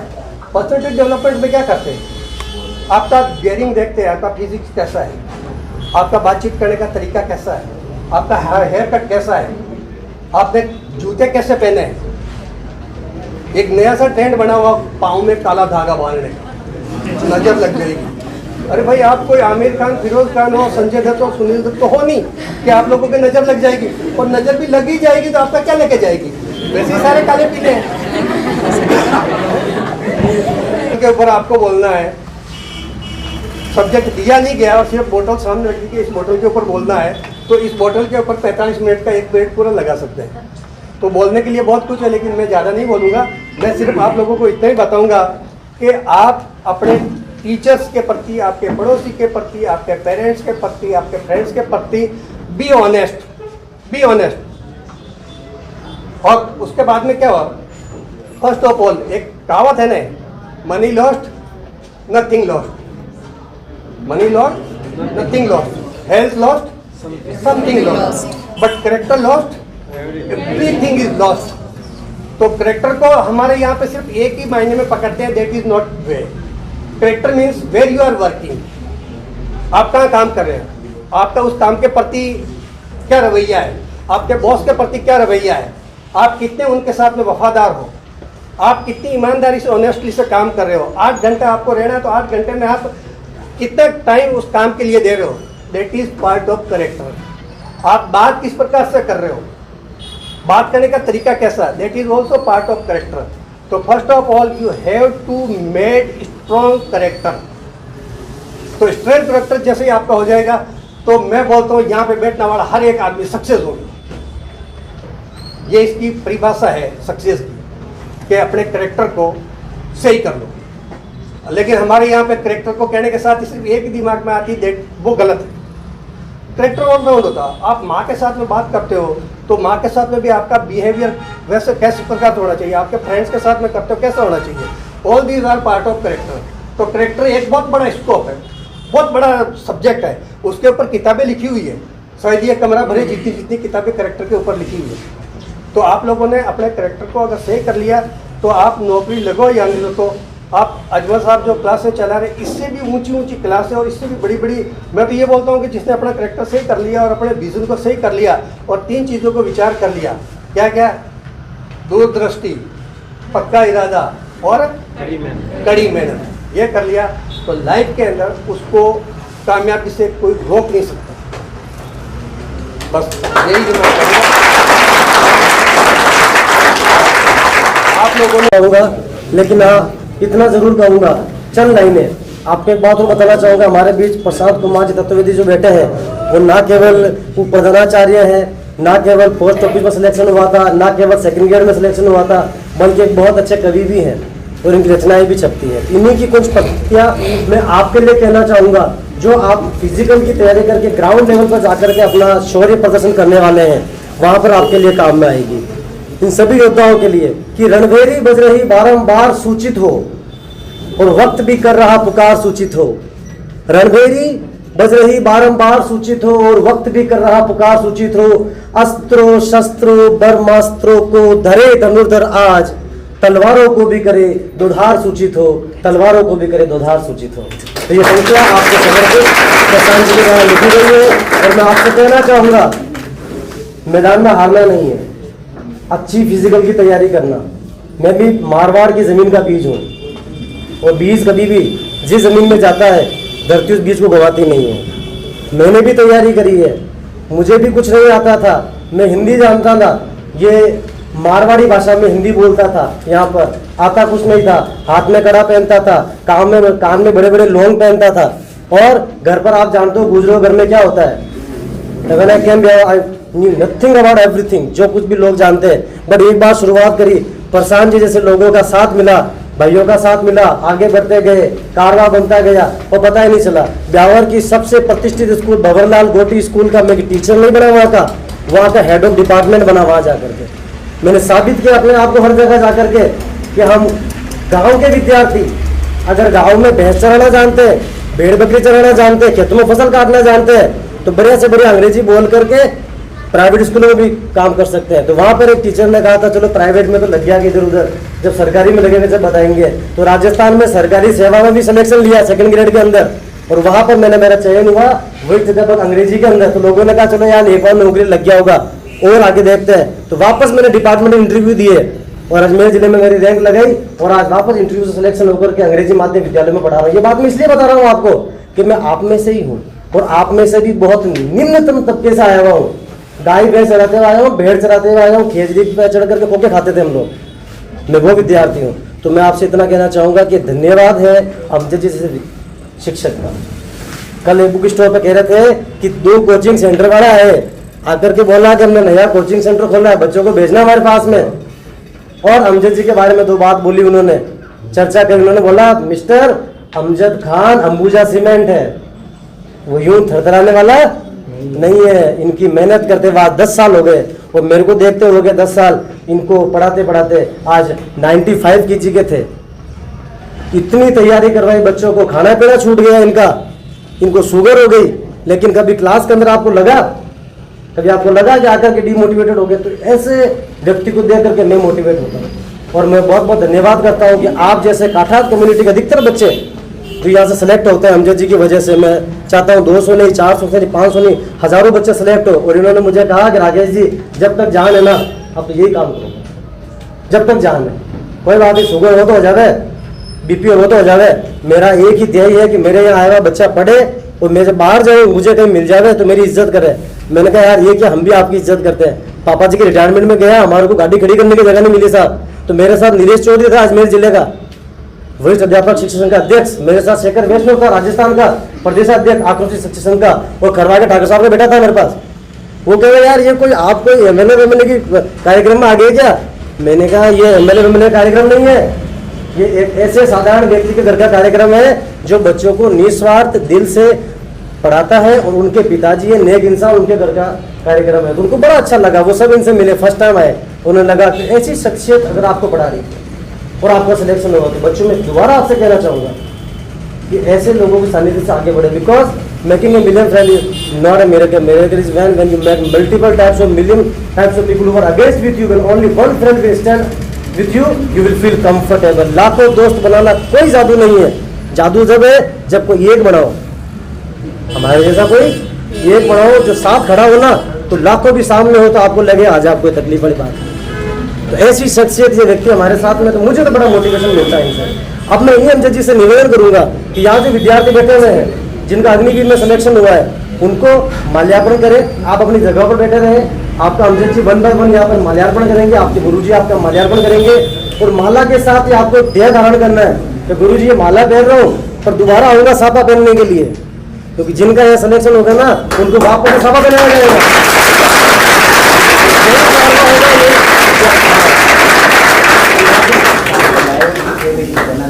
बिल्कुल साफे लाने का विचार बन गया था, लेकिन हमने कहा नहीं, अभी बच्चों को माला पहनाओ, क्योंकि एक टारगेट आगे का होना चाहिए हमारे पास में। तो आप सब लौट करके आएंगे, आप सबका दोबारा सम्मान होगा, इसी कोचिंग सेंटर में होगा। और आपके बाद आपके कई भाई आएंगे, वो आपसे मोटिवेटेड होंगे, क्योंकि मेरे गांव में मेरे से मोटिवेटेड होते हैं। सबसे बदमाश लड़का था गाँव का, लेकिन आज मेरे जितने बच्चे मोटिवेटेड हो, या तो फोटो लगी हुई, सुखराम गुजर की फोटो लगी हुई है, हनुमान गुजर की फोटो लगी हुई है, और अभी 9 बच्चे वो सिलेक्शन हो चुके हैं, फॉरेस्ट में हो गए, कृषि विभाग में हो गए, और अभी टीचिंग में हो गए, और सब यही पढ़े हुए। और वो भी आएंगे आपके सामने आके माला पहन के जाएंगे। क्यों? क्योंकि जब हम सेलेक्ट होते हैं तो केवल हमारा ही घर नहीं सुधरता है बच्चों, आपके भाई बंद परिवार गांव के लोग, कर यार वो फलाना यार वो तो लड़का यार ना तो उसे पहनना आता था ना उससे बोलना आता था, वो तो ये बन गया। तो आपसे कई लोग मोटिवेट होते हैं। तो कोशिश ये करो कि आपके साथ साथ कई लोगों को वजह मिले आगे बढ़ने, क्योंकि वजह मिलना बहुत जरूरी होता है जीवन में, ध्यान रखो। और उससे बड़ा जरूरी होता है किसी और को वजह दे देना। आज मैं निकलता हूँ ना गाँव में तो लोगों को वजह मिलती है मेरे को देख करके, कर यार यही। और खैर मैं नहीं लगा, मेरा सगा भाई ओम प्रकाश गुजर, हम दोनों भाई साथ लगे, दोनों जवाहर पोस्टेड है। सबको हमने साबित किया। मैंने कहा हो सकता है कि हमारी परवरिश जो है वो गाँव में हुई, हो सकता है हमारे गाँव का पानी खा रहा हो, लेकिन इस गाँव से निकला हुआ बच्चा आगे जाकर के हमेशा ऐसा ही नहीं रहेगा। और बहुत बच्चे सेलेक्ट हो गए हमारी कम्युनिटी, और यहाँ के देखता हूँ ये भी कम्युनिटी मजबूत हो रही है। इस एकता को, इस विश्वास को कभी टूटने मत देना। और हमेशा लगना चाहिए कि new morning is equal to नया सवेरा, और ये सवेरा होता आया है और आगे भी होता रहेगा।